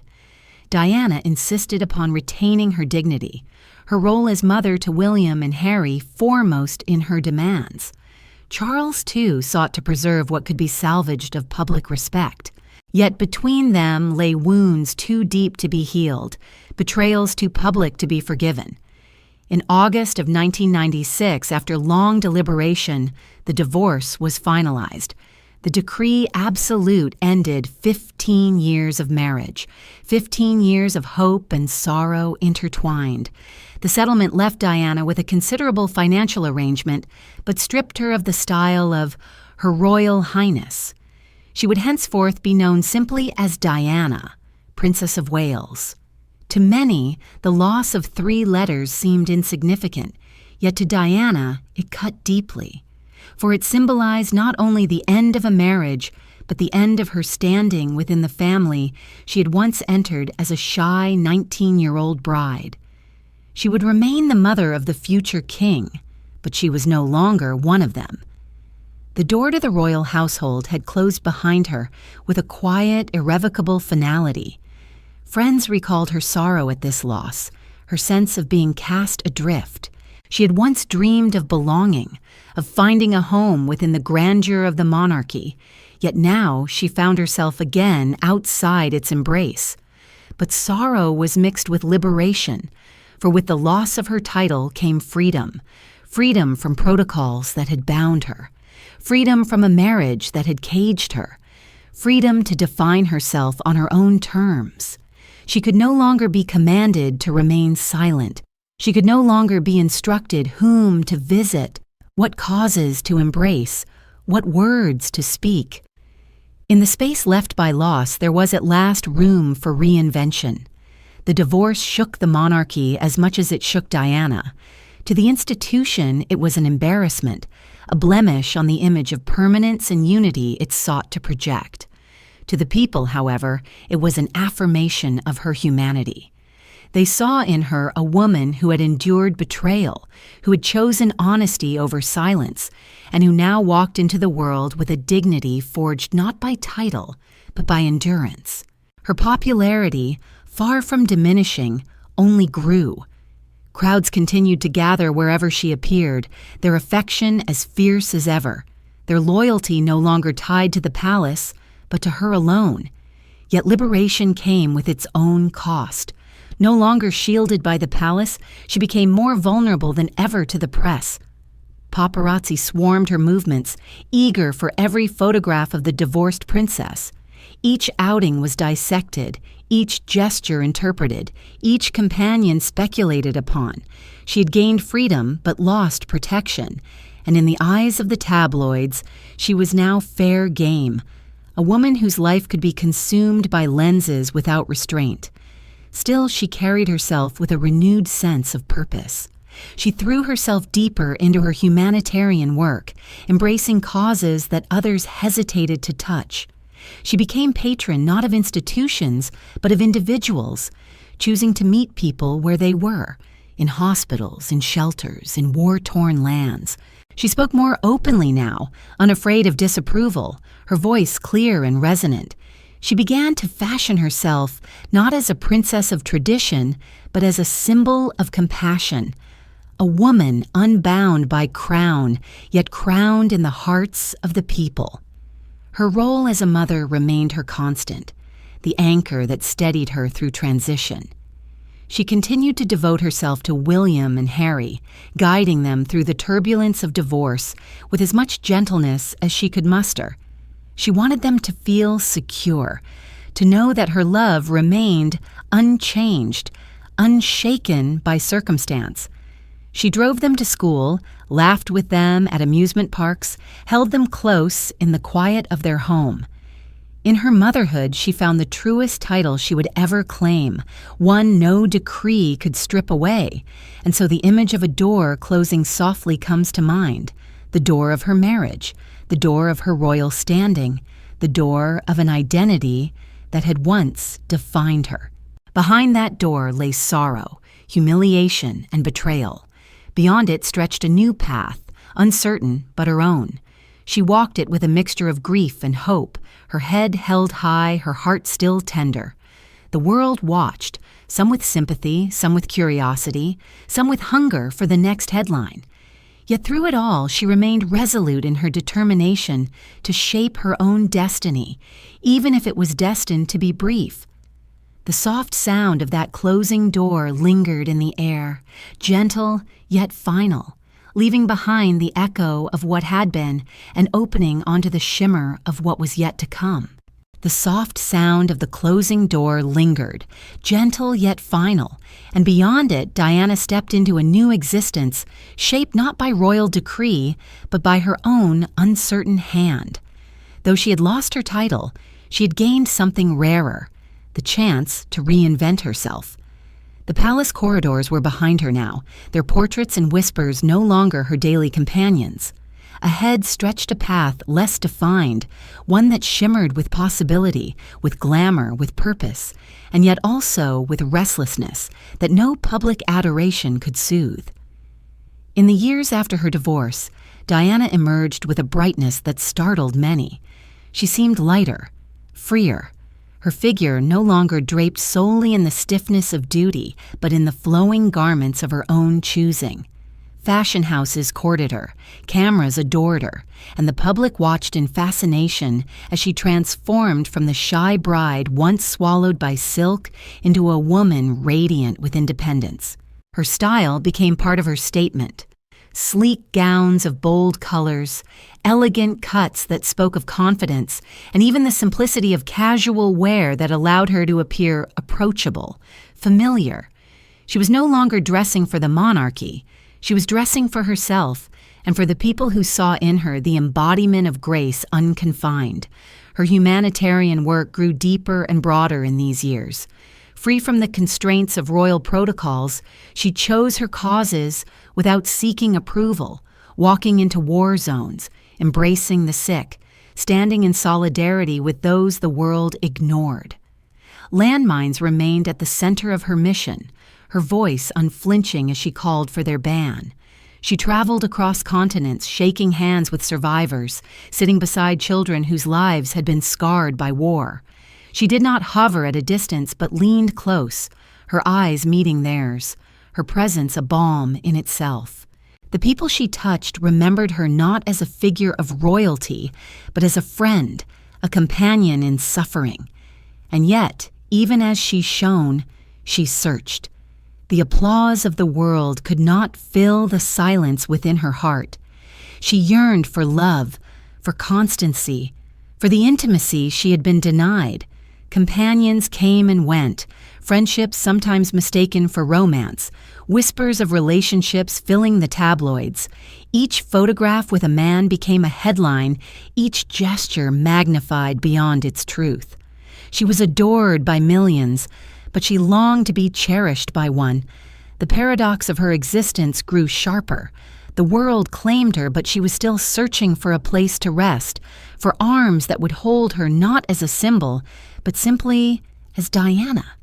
Her friends recalled her restlessness in these years. Her laughter mingled with sudden tears, her bursts of energy followed by moments of despair. She moved through parties, galas, and gatherings, her presence magnetic, yet often returned home alone, her thoughts echoing in the silence. She spoke of wanting to use her life for good, to devote herself to causes that mattered, but also confessed to the ache of emptiness that sometimes overcame her. She was radiant and wounded, bold and uncertain, liberated yet still seeking a belonging she feared she might never find. The press, relentless as ever, documented her every move. They captured her stepping out of limousines in dazzling gowns, jogging in casual sweats through Kensington Gardens, kneeling in prayer at memorials, laughing with her sons on holiday beaches. She was the most photographed woman in the world, and though she sometimes wielded this visibility for her causes, it also left her feeling hunted. Privacy was an illusion she could never reclaim. Even in her freedom, she was never fully free. Still, the public adored her, perhaps more now than ever. She was no longer bound to the palace, no longer seen as a mere appendage of the monarchy. She was Diana, independent, compassionate, glamorous, and human. She embodied contradictions that made her relatable: strength and fragility, joy and sorrow, confidence and uncertainty. People saw in her their own struggles reflected, and in her resilience they found hope. Her relationship with her sons deepened in these years. Without the constraints of marriage or palace expectations, she devoted herself even more fully to William and Harry. She attended school events, drove them through London streets, teased them, laughed with them. She sought to give them as much normalcy as possible, aware that their futures would never be ordinary. She wanted them to know life outside gilded gates, to understand the realities of the world beyond, and in their presence, she found her truest peace, her deepest joy. Yet the restlessness persisted. She explored new paths, new identities, wondering if she might find a role beyond humanitarian work, perhaps even on the global stage of diplomacy. She spoke of wanting to continue her mission against landmines, of building foundations that might endure beyond her lifetime. She hinted at ambitions larger than the role of princess, dreams of becoming an international advocate for justice and peace. Whether these dreams would have taken form, we will never know, for time denied her their fruition. But in those years, they shimmered before her like horizons glimpsed but never reached. The glamour of her appearances, the shimmer of flashbulbs, became both a shield and a mirror. They reflected her beauty, her independence, her newfound confidence, but they also concealed the uncertainty that lingered beneath. She laughed at galas, posed for photographers, gave speeches that inspired thousands, yet still sought the one thing she had always yearned for: a love that was steady, safe, and true. The applause of strangers could not replace the whisper of belonging she still carried in her heart. The shimmer of flashbulbs followed her everywhere, glittering against the night, reflecting in the lenses of cameras, illuminating her face for the world to consume. And as those flashes burst around her, she sometimes wondered what remained unseen. What of her truest self could never be captured by a lens?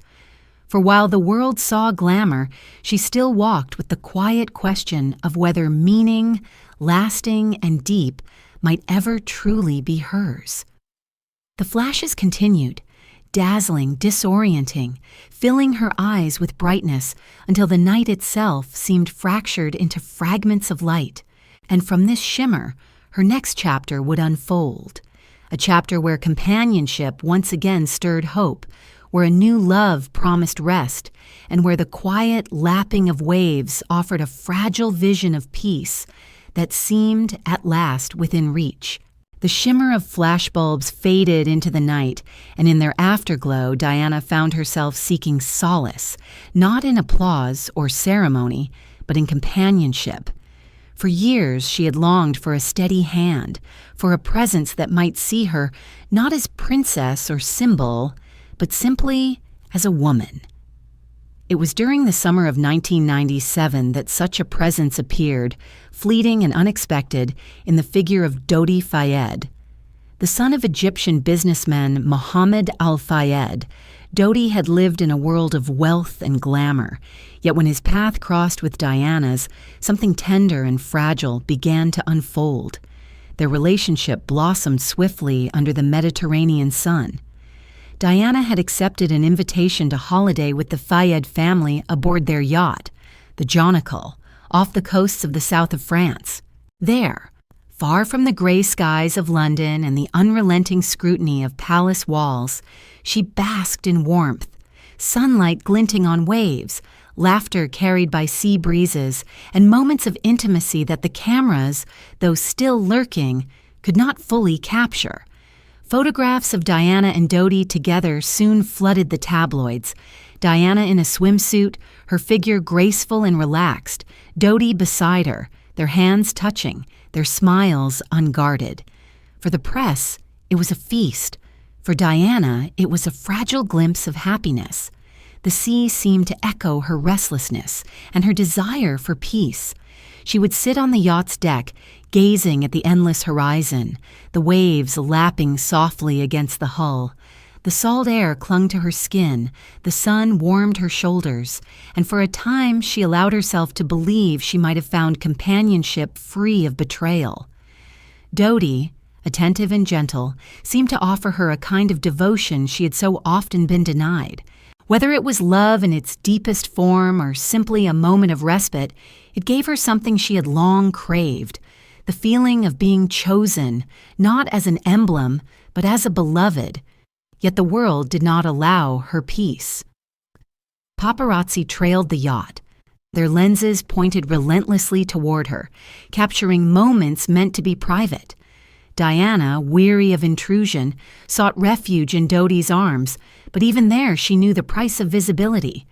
Every smile was dissected, every gesture interpreted, every photograph spun into speculation. Whispers of engagement filled the papers, stories of marriage, of a new life, of a future that might take her even further from the crown. Whether true or imagined, such speculation only intensified the storm around her. For Diana herself, the relationship was perhaps less about future vows than about present comfort. After years of betrayal, after nights of loneliness, she allowed herself to enjoy companionship without the burden of forever. She spoke to friends of her affection for Dodi, of his kindness, of the peace she felt in his presence. Yet she also remained cautious, aware that the fragility of happiness often vanished as swiftly as it appeared. Still, for those summer weeks, she embraced the possibility, the simple joy of companionship beneath the Mediterranean sky. Her sons, William and Harry, remained the center of her heart, and she took care that they not feel displaced by this new chapter. She spoke to them with tenderness, reminding them that her love for them was unshaken. Yet she also longed for them to see her happy, to see that their mother could laugh, could rest, could find joy. For in their eyes she hoped to reflect not only sorrow but also resilience. The waves that lapped softly against the yacht became a kind of lullaby, soothing her restless spirit. They reminded her of freedom, of vastness, of horizons yet unseen. She walked along beaches with Dodi, the sand warm beneath her bare feet, the cries of seabirds wheeling overhead. She swam in clear waters, her laughter mingling with the splash of waves. For brief hours, she was not the hunted figure of the press, but simply Diana, a woman who had suffered much and who now sought rest in the simplest of joys. Yet even as she savored these moments, the storm of cameras never ceased. Motorboats trailed the yacht. Photographers leaned precariously over rails, their lenses aimed at every movement. Privacy was an illusion, even on the open sea. Diana sometimes confronted them, her voice sharp with frustration, her hands raised to shield her face. She longed for invisibility, for a pocket of time unrecorded, yet she knew that her fate had long been bound to the insatiable gaze of the world. Still, in her own heart, she clung to the fragile hope of happiness. Perhaps she wondered if this companionship could grow into something lasting, or perhaps she knew it would be fleeting and cherished it all the more because of its impermanence. Dodi's devotion offered her a kind of balm, and in his presence she allowed herself to dream, if only for a moment, that love might yet be hers. The Mediterranean night stretched long, stars scattered across the sky like diamonds, the sea dark and endless below. Diana would stand on deck, the wind in her hair, her eyes turned upward to the heavens. Did she wonder then about her future, about the path her life had taken, about whether peace would ever truly be hers? The waves answered only with their steady rhythm, eternal, indifferent, yet somehow comforting. The gentle lapping of waves carried her forward as though the sea itself were whispering promises of rest. Yet beyond the horizon lay not only peace, but pursuit, not only companionship, but danger. The summer idyll was only a pause, a breath held before the storm. For when Diana left the yacht and returned to the city, the roar of motorcycles would replace the whisper of waves, and the hunt of the paparazzi would close in upon her once more. The waves broke softly against the shore, their sound fading, and in their place rose the low, growing roar of engines in the night, unseen, relentless, carrying her toward the tunnel where fate awaited. The waves broke softly against the shore, their murmurs fading into distance, and in their place rose the harsher sound of engines in the night. Motorcycles growled like restless beasts, prowling the edges of Diana's freedom, their riders armed not with weapons, but with cameras that clicked as mercilessly as any trigger. This was the soundtrack of her final months, the pursuit of paparazzi, relentless, invasive, claustrophobic. Wherever she went, they followed. Down narrow streets, into restaurants, through airports, even across the calm waters where she once sought peace. Their presence was constant, their hunger insatiable. And though she had long grown accustomed to their shadow, in these last days it closed in upon her more tightly than ever before. Diana often spoke of feeling hunted. She described the experience as suffocating, as though she could never take a step unobserved, never laugh without it being captured, never weep without it being exposed. The roar of engines at her back, the glare of headlights piercing night, the sudden burst of flashes as cameras fired, these became the symbols of her captivity. She was free of the palace, free of titles, yet she was never free of the gaze that consumed her. Privacy had become a myth, a dream glimpsed but never grasped, and in its absence, her life felt constantly under siege. The summer of 1997 intensified this siege. Her relationship with Dodi Fayed had become tabloid feast. Every photograph of them together sold and resold, plastered across front pages from London to New York. Their moments of intimacy on the yacht, their laughters on beaches, their quiet dinners in hidden corners of Paris, nothing was spared. The press speculated wildly. Were they engaged? Would she remarry? Would she leave Britain behind? For Diana, these questions were suffocating, robbing her of any chance to discover the truth of her own heart. The narrative was written for her, and she was forced to play the part, whether or not it resembled reality. At times, she tried to fight back. She confronted photographers, shielded her face, refused their demands. She spoke of wanting to disappear, to vanish into obscurity, to live quietly with her sons without intrusion. But her fame was a cage, with walls made not of stone, but of lenses, a cage carried with her wherever she went. Even the very causes she championed, the hospitals, the minefields, the shelters, became stages where cameras clicked, documenting her compassion as relentlessly as her sorrow. Her image was both her power and her prison, and she could not step outside it. The claustrophobia grew sharper as summer waned. The more she was pursued, the more determined the paparazzi became. Photographs of Diana sold for fortunes, and the competition to capture her at her most vulnerable turned feral. Motorcycles crowded the roads around her car, their riders leaning dangerously close, shouting her name, forcing her drivers to swerve and accelerate. Pedestrians watched as she passed, their cheers mingling with the roar of engines and the staccato of shutters. For Diana, there was no escape, no moment of solitude except within the narrow walls of her thoughts. And yet, in her private reflections, she spoke of feeling a strange sense of premonition. Friends recalled her saying she feared being killed by the press, that one day their pursuit would end in disaster.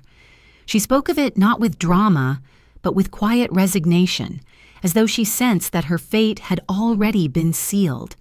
Whether these words were prophecy or simply the exhaustion of a hunted soul, they now echo with eerie clarity. The very engines that chased her, the very cameras that consumed her, would soon surround her in those final moments beneath the streets of Paris. Still, Diana continued to live, to laugh, to hope, even beneath the pressure. She dined with friends, visited galleries, spoke on the phone with William and Harry, her voice tender with love. She sought to carve moments of normalcy from the chaos, to hold on to fragments of peace. But always the engines returned, always the motorcycles roared, always the cameras flashed. Even in love, even in hope, she could not step beyond their reach. In Paris, the pursuit reached its height. Photographers swarmed the Ritz Hotel where she and Dodi stayed, their lenses pressed against the glass, their voices shouting through the night. When Diana appeared, they surged forward, the roar of engines starting again as cars sped through narrow streets. Inside her vehicle, she sat in silence, her face pale, her eyes weary, her hands resting in her lap. The driver pressed the accelerator, trying to outpace the chase, but the motorcycles followed like specters, their engines echoing in the tunnel ahead. The roar of motorcycles filled the night air, a sound both mechanical and menacing, closing in on her from all sides. The claustrophobia of years condensed into minutes, each second bringing her closer to the mouth of the tunnel, to the moment when pursuit would become collision, when flashes of light would give way to darkness. And still, even in those final moments, one wonders what she thought. Did she pray for escape? Did she think of William and Harry, her beloved sons waiting at home? Did she recall the waves of the Mediterranean, the laughter she had known only weeks before? Or was she simply tired, weary of the chase, longing at last for stillness? The engines roared louder, reverberating off the stone walls of the Pont de l'Alma tunnel. Headlights cut through the dark, illuminating the road ahead. The chase had reached its climax, the hunters closing in on their prey. And then, in a single moment, the roar was broken by the sound of impact, sudden and final. But that sound belongs to another chapter. For now, the roar of motorcycles in the night lingers in memory, their relentless pursuit echoing like a prophecy fulfilled, a storm that had long been gathering and was now about to break. The roar of motorcycles reverberated against the stone walls, their echoes twisting through the Paris night as the black Mercedes entered the mouth of the Pont de l'Alma tunnel. The air inside was heavy, stale with exhaust, and the darkness swallowed the headlights until only their narrow beams cut through the gloom. Diana sat in the back beside Dodi, her body swaying with the speed, her mind carrying the residue of fear, fatigue, and perhaps a longing for the chase to end. The hum of the engine blended with the roar behind, a discordant hymn to a life lived too visibly, too relentlessly. Outside, the paparazzi pursued, leaning from motorcycles with cameras lifted, their shutters clicking even in the blurred rush of movement. The chase was not new. She had lived with such pursuit for years. But in the tunnel, the sound grew cavernous, distorted, overwhelming. Flashes burst against the rear window like lightning, and in those moments of fractured light, Diana's face was caught in fragments, pale, tired, reflective. The world would later ask what she thought in those final minutes, but only the silence of stone and the faint memory of breath could answer. Then came the crash. Metal groaned, glass shattered, and the night erupted into violence. The car struck the 13th pillar with a force that silenced engines, silenced pursuit, silenced laughter and conversation that had filled the evening only moments before. The roar of motorcycles gave way to a terrible stillness, broken only by the hiss of a crumpled engine and the shouts of those who ran forward. Flashes continued, but now they illuminated not a princess smiling at crowds, but a wreckage twisted and broken. Inside, time seemed to halt. Dodie lay motionless, the driver too, their lives extinguished in an instant. Diana, grievously wounded, remained alive but fading. The bodyguard, Trevor Rees-Jones, slumped beside her, the sole survivor with breath still steady, though broken. Diana's body, crushed by the violence, bore the weight of fate's cruelty, yet her heart continued its fragile rhythm. Witnesses recalled seeing her eyes flutter, hearing faint words, whispers too soft to carry meaning. Perhaps she called for her sons, perhaps for mercy, perhaps for peace.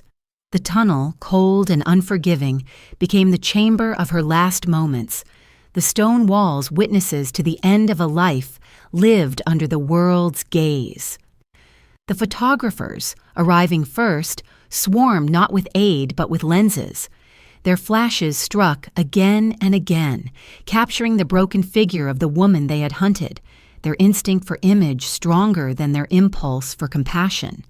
Later, the world would condemn them, accusing them of stealing her final dignity. In those moments, however, they clicked relentlessly, as though their cameras could trap the very essence of tragedy. Police arrived soon after, pushing back the crowd, sirens wailing in the night. But already the images had been taken, the story captured. Paramedics worked desperately to save her, their hands steady, their voices calm amidst the chaos. They lifted her gently from the wreckage, placed her upon a stretcher, carried her into the waiting ambulance. The city around them remained alive with neon and music, unaware that within its heart, history was breaking. The ambulance moved slowly through Paris streets, its siren cutting through the night, carrying Diana toward Pitié-Salpêtrière Hospital.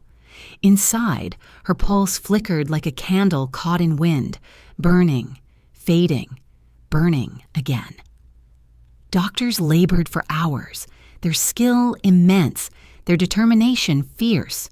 But the injuries were too grave, the damage too deep.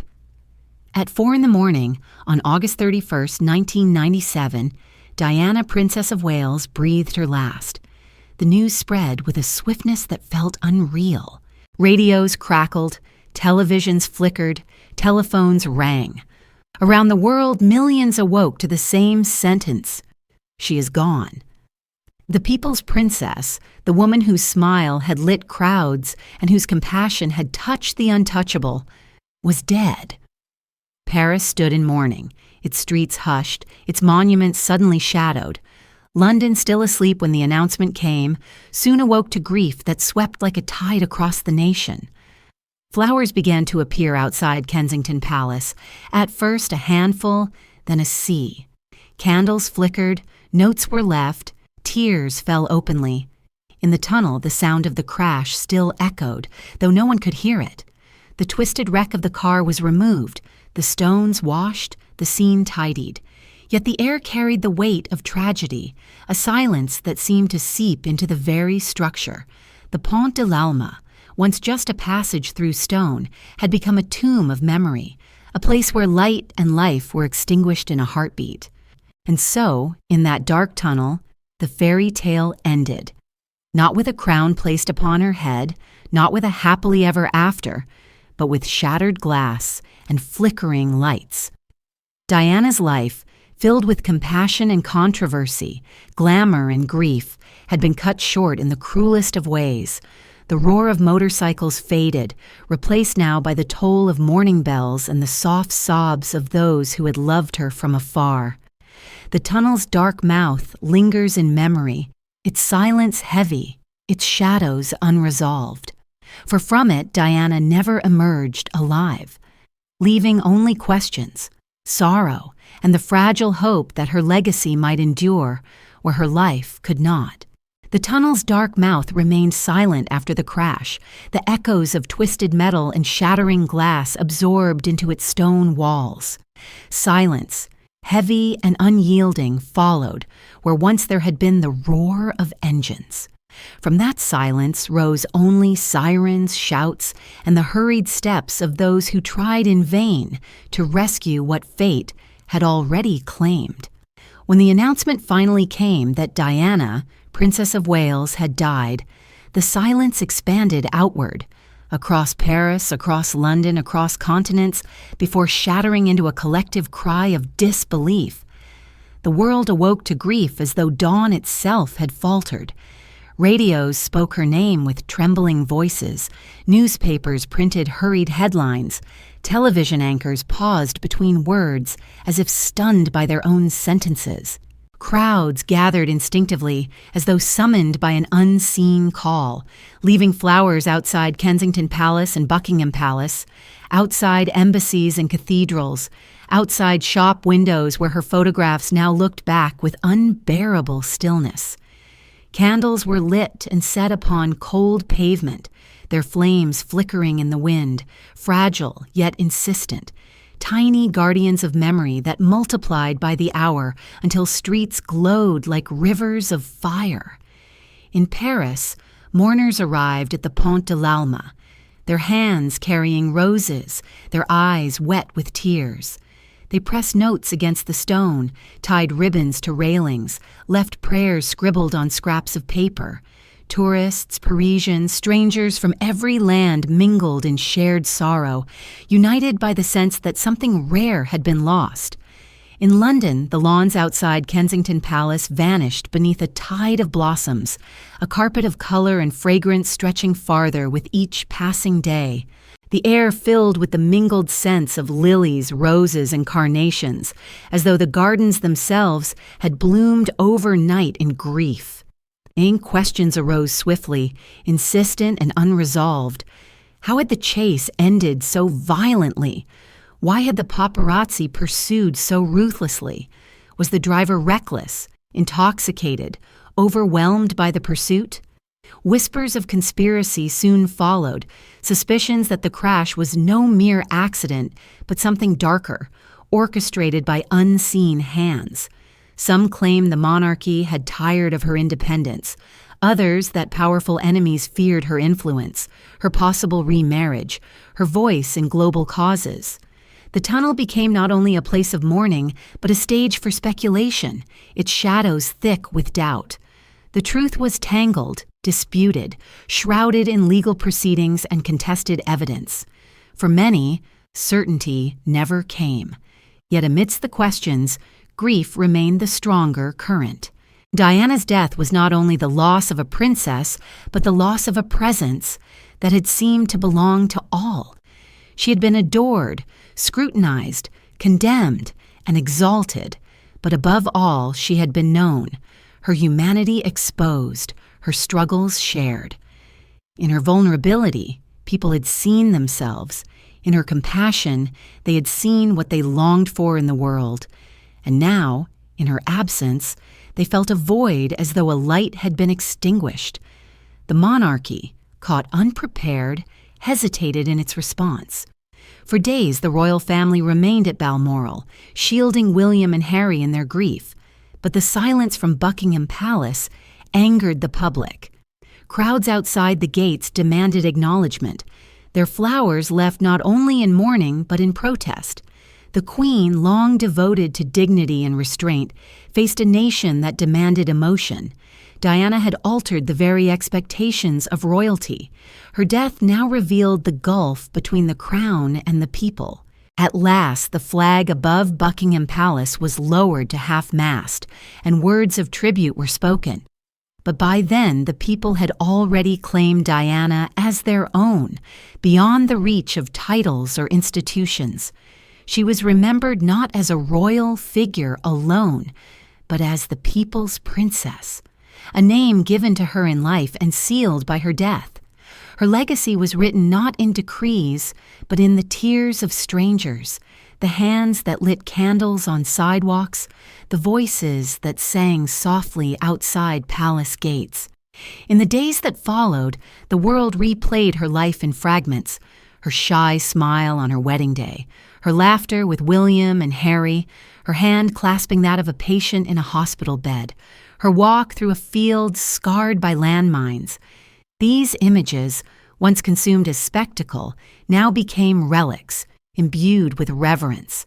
The same cameras that had hounded her now carried her memory into eternity, their photographs transformed from intrusion into testament. And still, the unanswered questions lingered. Could she have been saved if aid had come sooner? Had the pursuit been criminal in its recklessness? Was the tunnel a stage for something more sinister than chance? The inquests and reports that followed sought to bring clarity, but clarity never settled fully. Doubt clung to her story as stubbornly as devotion. In this, too, Diana's life remained what it had always been: luminous, tragic, unresolved. The candles on cold pavement burned through the nights, their wax pooling upon stone, their flames bending in the wind. People knelt before them in silence, some weeping openly, some praying, some simply staring as though hoping to find answers in the flicker of light. Children left stuffed animals, their small hands pressing toys against the gates of Kensington Palace. Old women bowed their heads, murmuring prayers for the soul of a woman who had been their daughter, their sister, their friend in spirit. The collective mourning became itself a monument, a reminder that Diana's life had pierced beyond palace walls into the hearts of ordinary people who now felt bereft. The tunnel remained, a dark passage beneath the city, its stone indifferent, yet forever changed. Travelers still passed through, their tires humming over the same ground, their headlights sweeping across the same pillars. Yet for those who knew, the place was no longer ordinary. It was a wound in the fabric of the city, a place where silence carried the weight of memory. Candles flickered on sidewalks, their flames trembling against the cold air. And from that fragile glow rose the sound of bells, tolling slowly, preparing to mark the day when Diana would be carried through London one final time.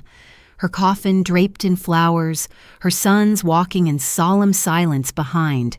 The candles trembled against the night air, their small flames bending low, and from beyond the silence rose the slow, mournful toll of bells.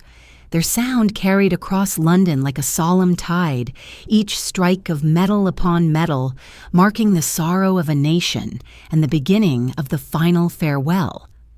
On the morning of September 6, 1997, the city awoke in grief, its streets already filled with people who had come to bear witness to a funeral unlike any in living memory. It was not merely a royal ceremony, though royalty presided. It was the farewell of a woman who had come to embody the hopes and sorrows of ordinary lives, the people's princess, now carried toward her rest. The coffin, draped in the royal standard, lay heavy with white lilies placed by her brother, Charles Spencer. Its polished wood glistened in the weak September light, surrounded by guards whose solemn faces betrayed no tears, though their eyes shone with them. Around the coffin lay wreaths and notes, the final tokens of affection from sons, friends, strangers.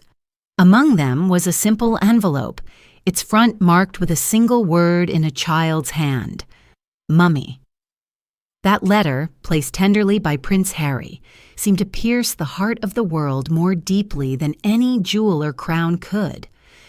The funeral procession began at Kensington Palace, the home where Diana had lived after her divorce, where her gardens had been buried in oceans of flowers left by mourners. The coffin was placed upon a gun carriage, drawn by horses that moved with slow precision. Behind it walked Charles, Prince of Wales, his father, Prince Philip, Diana's brother, Earl Spencer, and two boys whose grief was almost unbearable to watch, Prince William, 15, and Prince Harry, 12. Dressed in black suits, their faces pale with sorrow, they walked with heads bowed, each step echoing with the weight of the world's gaze. Millions watched, in the streets and across television screens, as the sons of Diana followed their mother's coffin through the heart of London. The air was filled with silence, broken only by the rhythmic toll of bells and the steady beat of drums. Along the route, crowds stood, shoulder to shoulder, many weeping openly, some clasping photographs, others holding bouquets aloft. The silence was profound, yet within it surged a grief so immense it seemed almost palpable. People reached out as the procession passed, their hands brushing air as though to touch the hem of memory itself.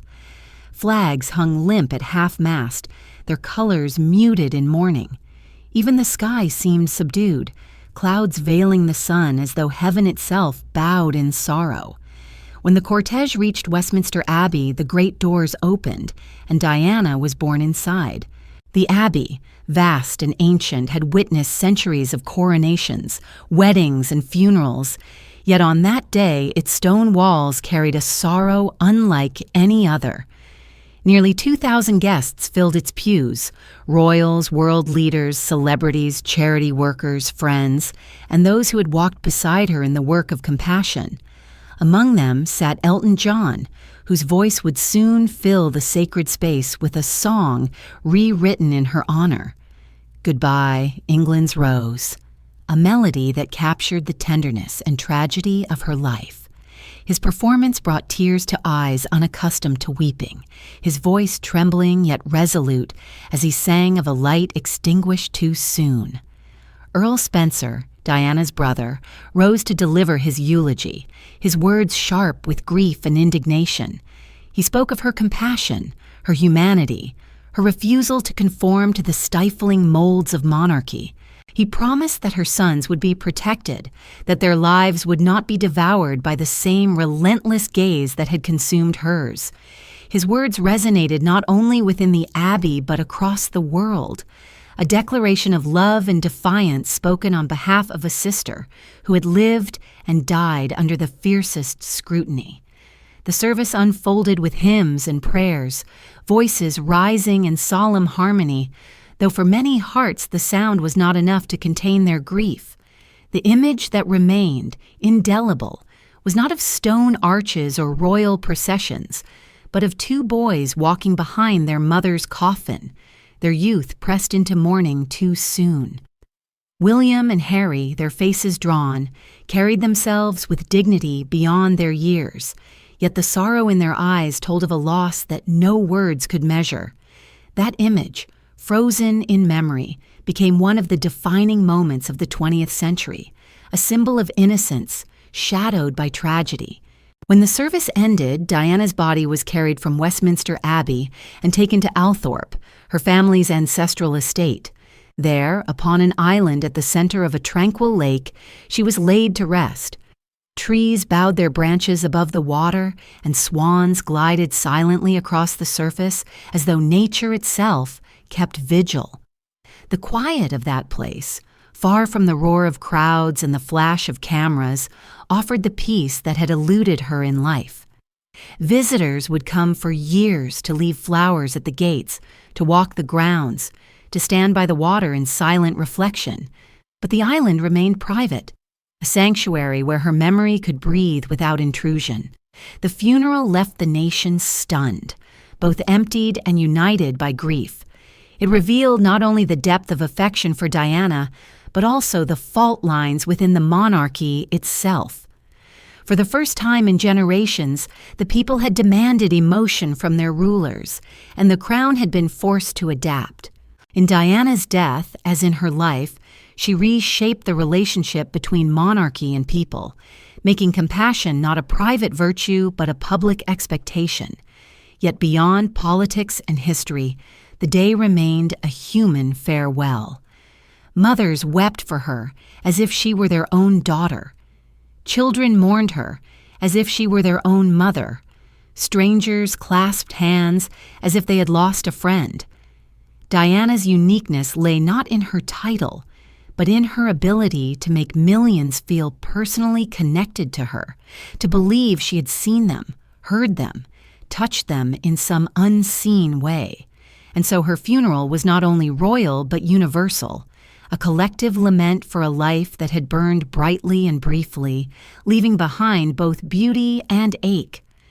As the cortege disappeared from London streets, as the Abbey's bells fell silent, as the island at Althorpe received its final guest, the toll of a single bell lingered in memory. Its sound was both an ending and an invocation, a farewell to a beloved figure, and a reminder that her story would not end with her death. For her legacy, like the echo of a bell across water, would continue to ripple long after her coffin had been lowered into the earth. The toll of the single bell lingered long after the cortege had passed, its low note rolling through the silence like a question unanswered. In that resonance, Diana seemed both present and absent, both gone from the world and yet woven into its memory. For death had ended her days, but not her story. Across nations, across languages, across the countless lives she had touched, her legacy continued to breathe, as if compassion itself had found a new voice through her absence. She was remembered first as a mother, for that role had been her truest, most intimate self. William and Harry, her beloved boys, carried forward not only her blood but her laughter, her tenderness, her restless courage. She had knelt to tie their shoelaces, kissed their foreheads before bed, run beside them through gardens and beaches. In them she had poured the love she had always longed to receive. The world grieved not only for her life but for their loss, for the cruel fact that two young princes must walk into adulthood without the mother who had been their refuge. Yet in them, her legacy endures most vividly, her devotion still shaping their paths, her presence still felt in their memories of warmth and play. She was remembered also as a humanitarian, the woman who had walked into hospital wards when others feared to enter, who had clasped the hands of AIDS patients when many recoiled, who had crossed minefields with a steady step to draw the world's gaze to dangers buried beneath soil. Her courage was not of battles fought with armies, but of gestures that dissolved stigma, of touches that restored dignity, of words that lent voice to the voiceless. She had made compassion not a distant virtue but a lived reality, turning cameras into witnesses for causes the world preferred to forget. And so, in charities, in campaigns, in the quiet gratitude of those she had comforted, her legacy endured as more than memory. It became movement. Yet she was remembered, too, for her contradictions. Diana was radiant and broken, adored and hunted, a woman who belonged to millions yet longed for one steady love. She was playful and serious, strong and fragile, bold in public and vulnerable in private. She sought freedom even as she was bound by visibility, sought love even as betrayal shadowed her steps, sought peace even as pursuit drove her to exhaustion. It was in these contradictions that people saw their own lives reflected, their own struggles mirrored. She was no marble saint, no untouchable icon. She was human, and it was in her humanity that she became unforgettable. The monarchy, shaped for centuries by reserve and tradition, could not remain untouched by her life or her death. Diana's openness, her candor, her refusal to remain silent, reshaped expectations of what royalty could be. The people demanded compassion, demanded transparency, demanded humanity, and the monarchy, once distant, was forced to draw nearer. In this way, Diana altered not only hearts but history. Her influence did not end in the tunnel or at her funeral. It continues still, in the softened tone of a crown that learned, however reluctantly, that it could not survive without empathy. Her legacy lived, too, in culture. Songs were written, films produced, biographies composed, memorials built. Her face, once on tabloids, now appeared on commemorative covers, on stained glass, on public art. But beyond the symbols, beyond the tributes, The truest legacy was more fragile, more enduring, the memory of how she made people feel. She had made the forgotten visible, the unloved cherished, the lonely less alone. That memory lingers not in marble but in hearts, in the quiet gratitude of millions who still speak her name with tenderness. And yet, even as her story inspires, it continues to haunt. For questions remain, unresolved, whispered still in corridors and kitchens, in newspapers and late-night conversations. Was her death an accident of speed and pursuit, or was there something more, hidden in the shadows? Could she have found lasting peace if time had been more merciful? Was she, in her final months, moving toward happiness at last, or was she still searching, still restless, still yearning? These questions linger like the toll of the bell, low and unending, refusing closure. What remains certain is that Diana embodied paradox, both a figure of scandal and of sanctity, of tragedy and of triumph. She lived in a cage of visibility, yet turned that cage into a platform for love. She endured betrayal, yet responded with compassion. She died young, yet left a legacy vast enough to outlive centuries. And perhaps this is why she continues to haunt the imagination, because she was neither entirely saint nor sinner, but a woman whose flaws and virtues made her real, whose story was too fragile and too fierce to be forgotten. As the years pass, her image remains vivid, photographs of her smile, of her eyes that seem to see into the hearts of others, of her hands reaching out, all endure. Children not yet born when she died grow up knowing her face, her name, her story. The people's princess lives on not only in history books but in memory, in song, in the quiet conviction that compassion matters, that tenderness is strength, that one life, even a broken one, can alter the course of the world. And so, the toll of the bell fades into silence, yet the silence itself is not empty. It is filled with her laughter, her tears, her gestures, her contradictions. It is filled with the voices of millions who still whisper her name, who still remember where they were when the news came, who still light candles on anniversaries, who still wonder what might have been. The question lingers like a shadow, like a whisper carried on wind. Was she ever truly free? Or was her freedom found only in death, when at last the chase ended, when the cameras fell silent, when the woman behind the image could rest? We cannot answer, we can only remember, and in remembering, keep alive the fragile, radiant flame of her life.